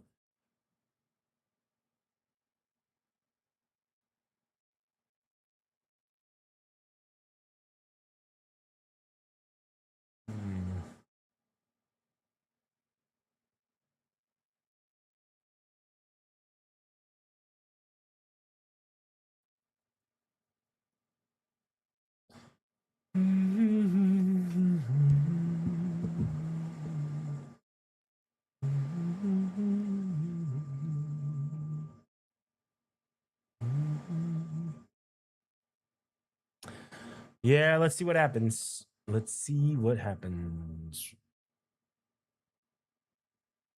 Those things on Twitter. Okay. Let's see what happens. I'm not really sure what's gonna happen to Google. Like, I really might. I'm really thinking about changing this to a monthly and rather than do the weeklies because it's that bid ask spread that's really screwing us over. Unless I can fill quickly here. I'd like 45 days.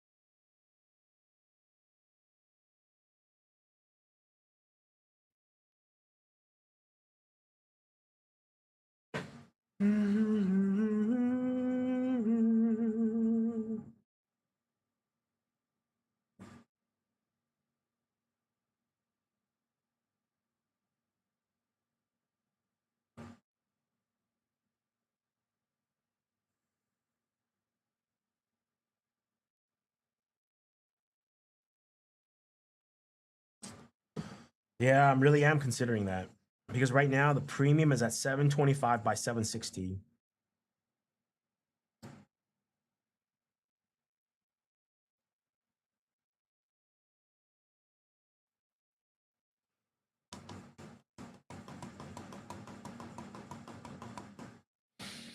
Hmm. I might do that.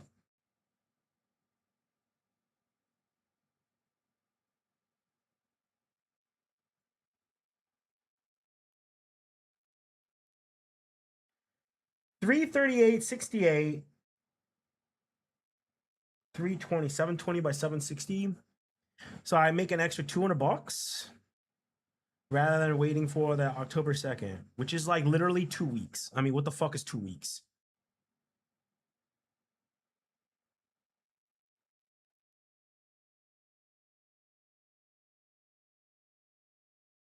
Let's give it just a couple more minutes. Let's give it a couple minutes.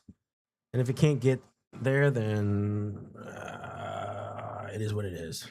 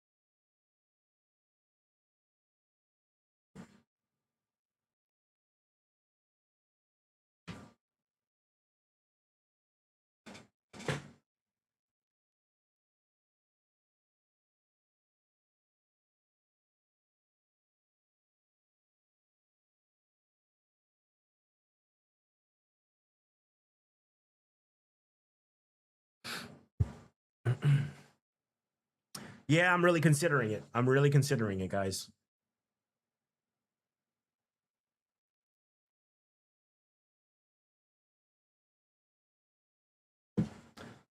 Uh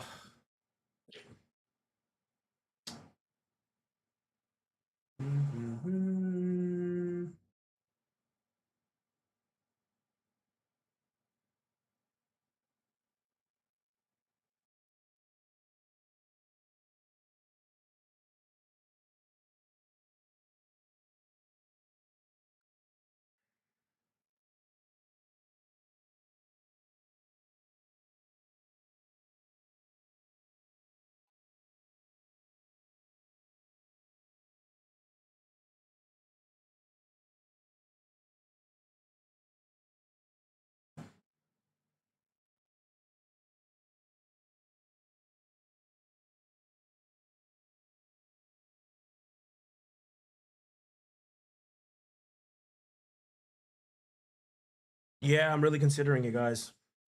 Ah, what?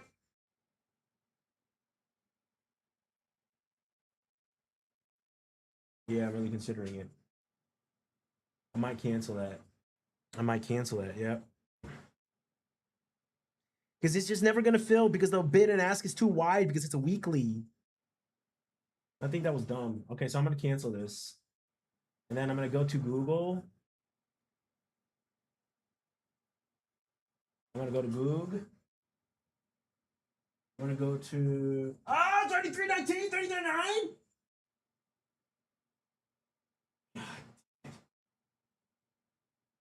320.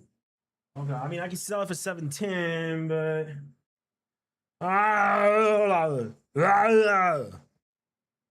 right as I was looking for one to buy, of course it's gotta pop up, 40, 50 cents, right? Just to make it harder for me, because that's life. Fuckers. Oh man, look at that.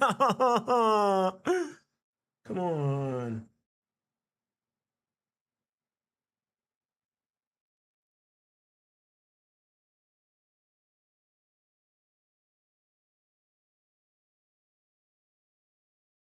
Of course, dude. Why the hell would it do that? Right as I was looking at that. You son of a bitch, man. I mean,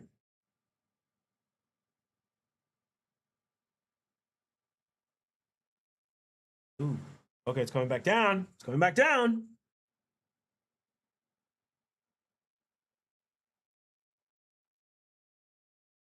Come on, give me a better fill. Give me a better fill than this.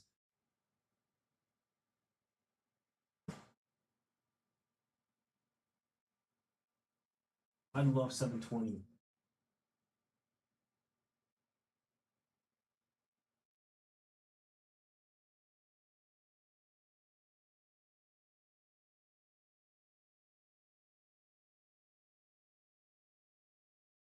You know what? I'll do this.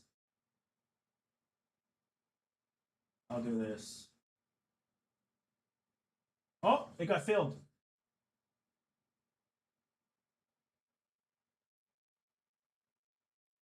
Oh, it got filled. Okay. So I'm in now.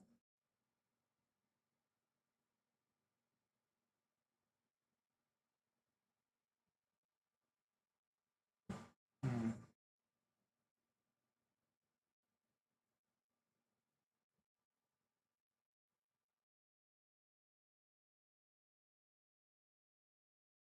Okay. So now I'm in Google puts and short puts and QQQ short puts. Let's go. Let's go. Okay. Where do we have to be worried? So I think even if they were to go to their strike prices, I'd probably lose about $1,000. I'd lose 1% of the account. Yeah, I think that would be losing 1% of the account. So yeah, we're risking 1% of the account right now for two positions like this. So let's see what happens. I'm okay with this. Let's let it ride.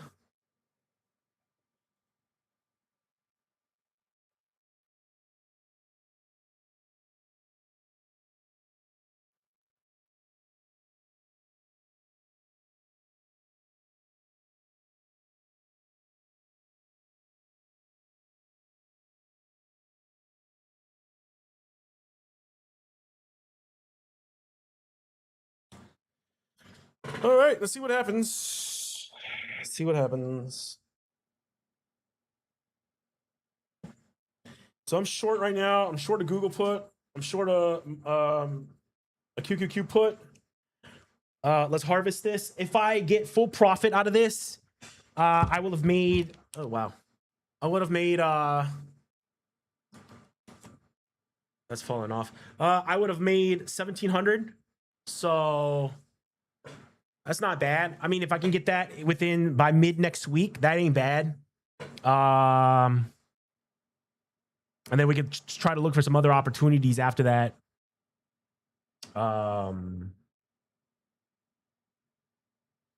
Yeah, let's see what happens. Let's see what happens.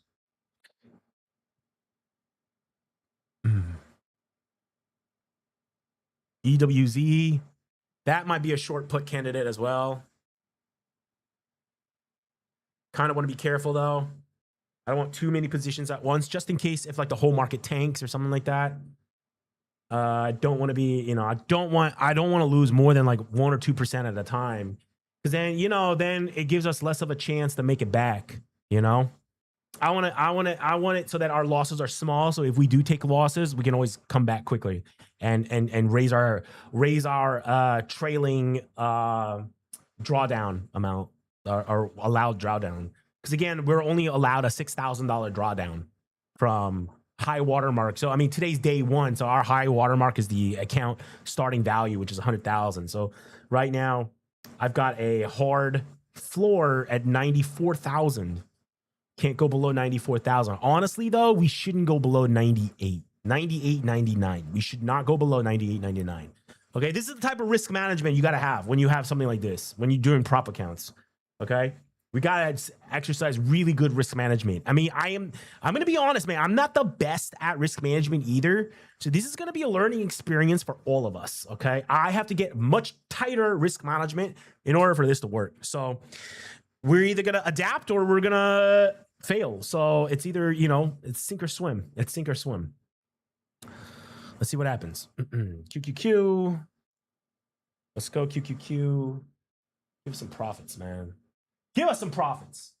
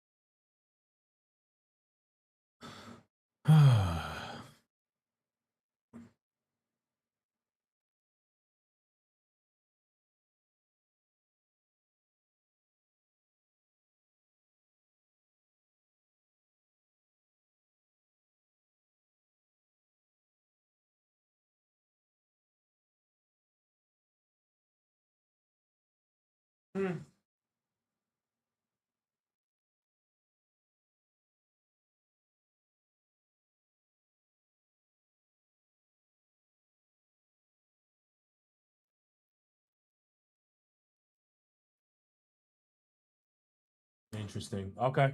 Okay. Let's see what happens. Let's see what happens. All right. All right, guys. Put selling is one of those things you just kind of like set and then you can kind of like walk away from it. I set some alerts. Well, not really walk away. I mean, you got to watch out because your losses can be really big if the market tanks or something like that. But I've got alerts now. If this thing goes below like 709, 710, I'll get alerted and maybe I'll jump back on then. But I think I set my trades for the day. Let's see what happens by end of the day. Let's see what happens by tomorrow. There's no need to be sitting around like this. I like to just like set my trades in the beginning of the day and just leave it alone and come back at the end of the day and see what happens, make little adjustments or leave it alone for the next day. Okay. So this is what I'm going to do. All right. I'm going to log off here. All right. But we're going to be back. We usually do these on Mondays and Thursdays. But I'm already getting a bunch of DMs asking me if I'm going to continue this tomorrow. I might. I mean, if you guys really want to like watch me do this and every day, I mean, I'll get back on if you guys want me to. But just let me know. Leave a comment or something like that. Just be like, yo, yeah, you know, I want to see you do this every day. If you want to do that, we can do that too. But anyway, guys, I'm going to sign off here. But guys, you know, Strix, if you're going to do prop options trading, this is the way to do it. Again, use my code Rooster. There's links everywhere. I'm going to put some links everywhere as well, too, so it's easier for you guys to find and everything like that. But yeah, we're live right now. We're trading right now. I'm down $40 out of a $100,000 account. That ain't bad. We got two positions. We got a short Google put. We also got a short QQQ put. It looks like we may even get some profit at the end of the day today, but we'll see. All right. Sign up for this right now. If you use code Rooster, you get 55% off on your evaluation until the end of the month. After the end of the month, after August, my code will get you always 10% off no matter what.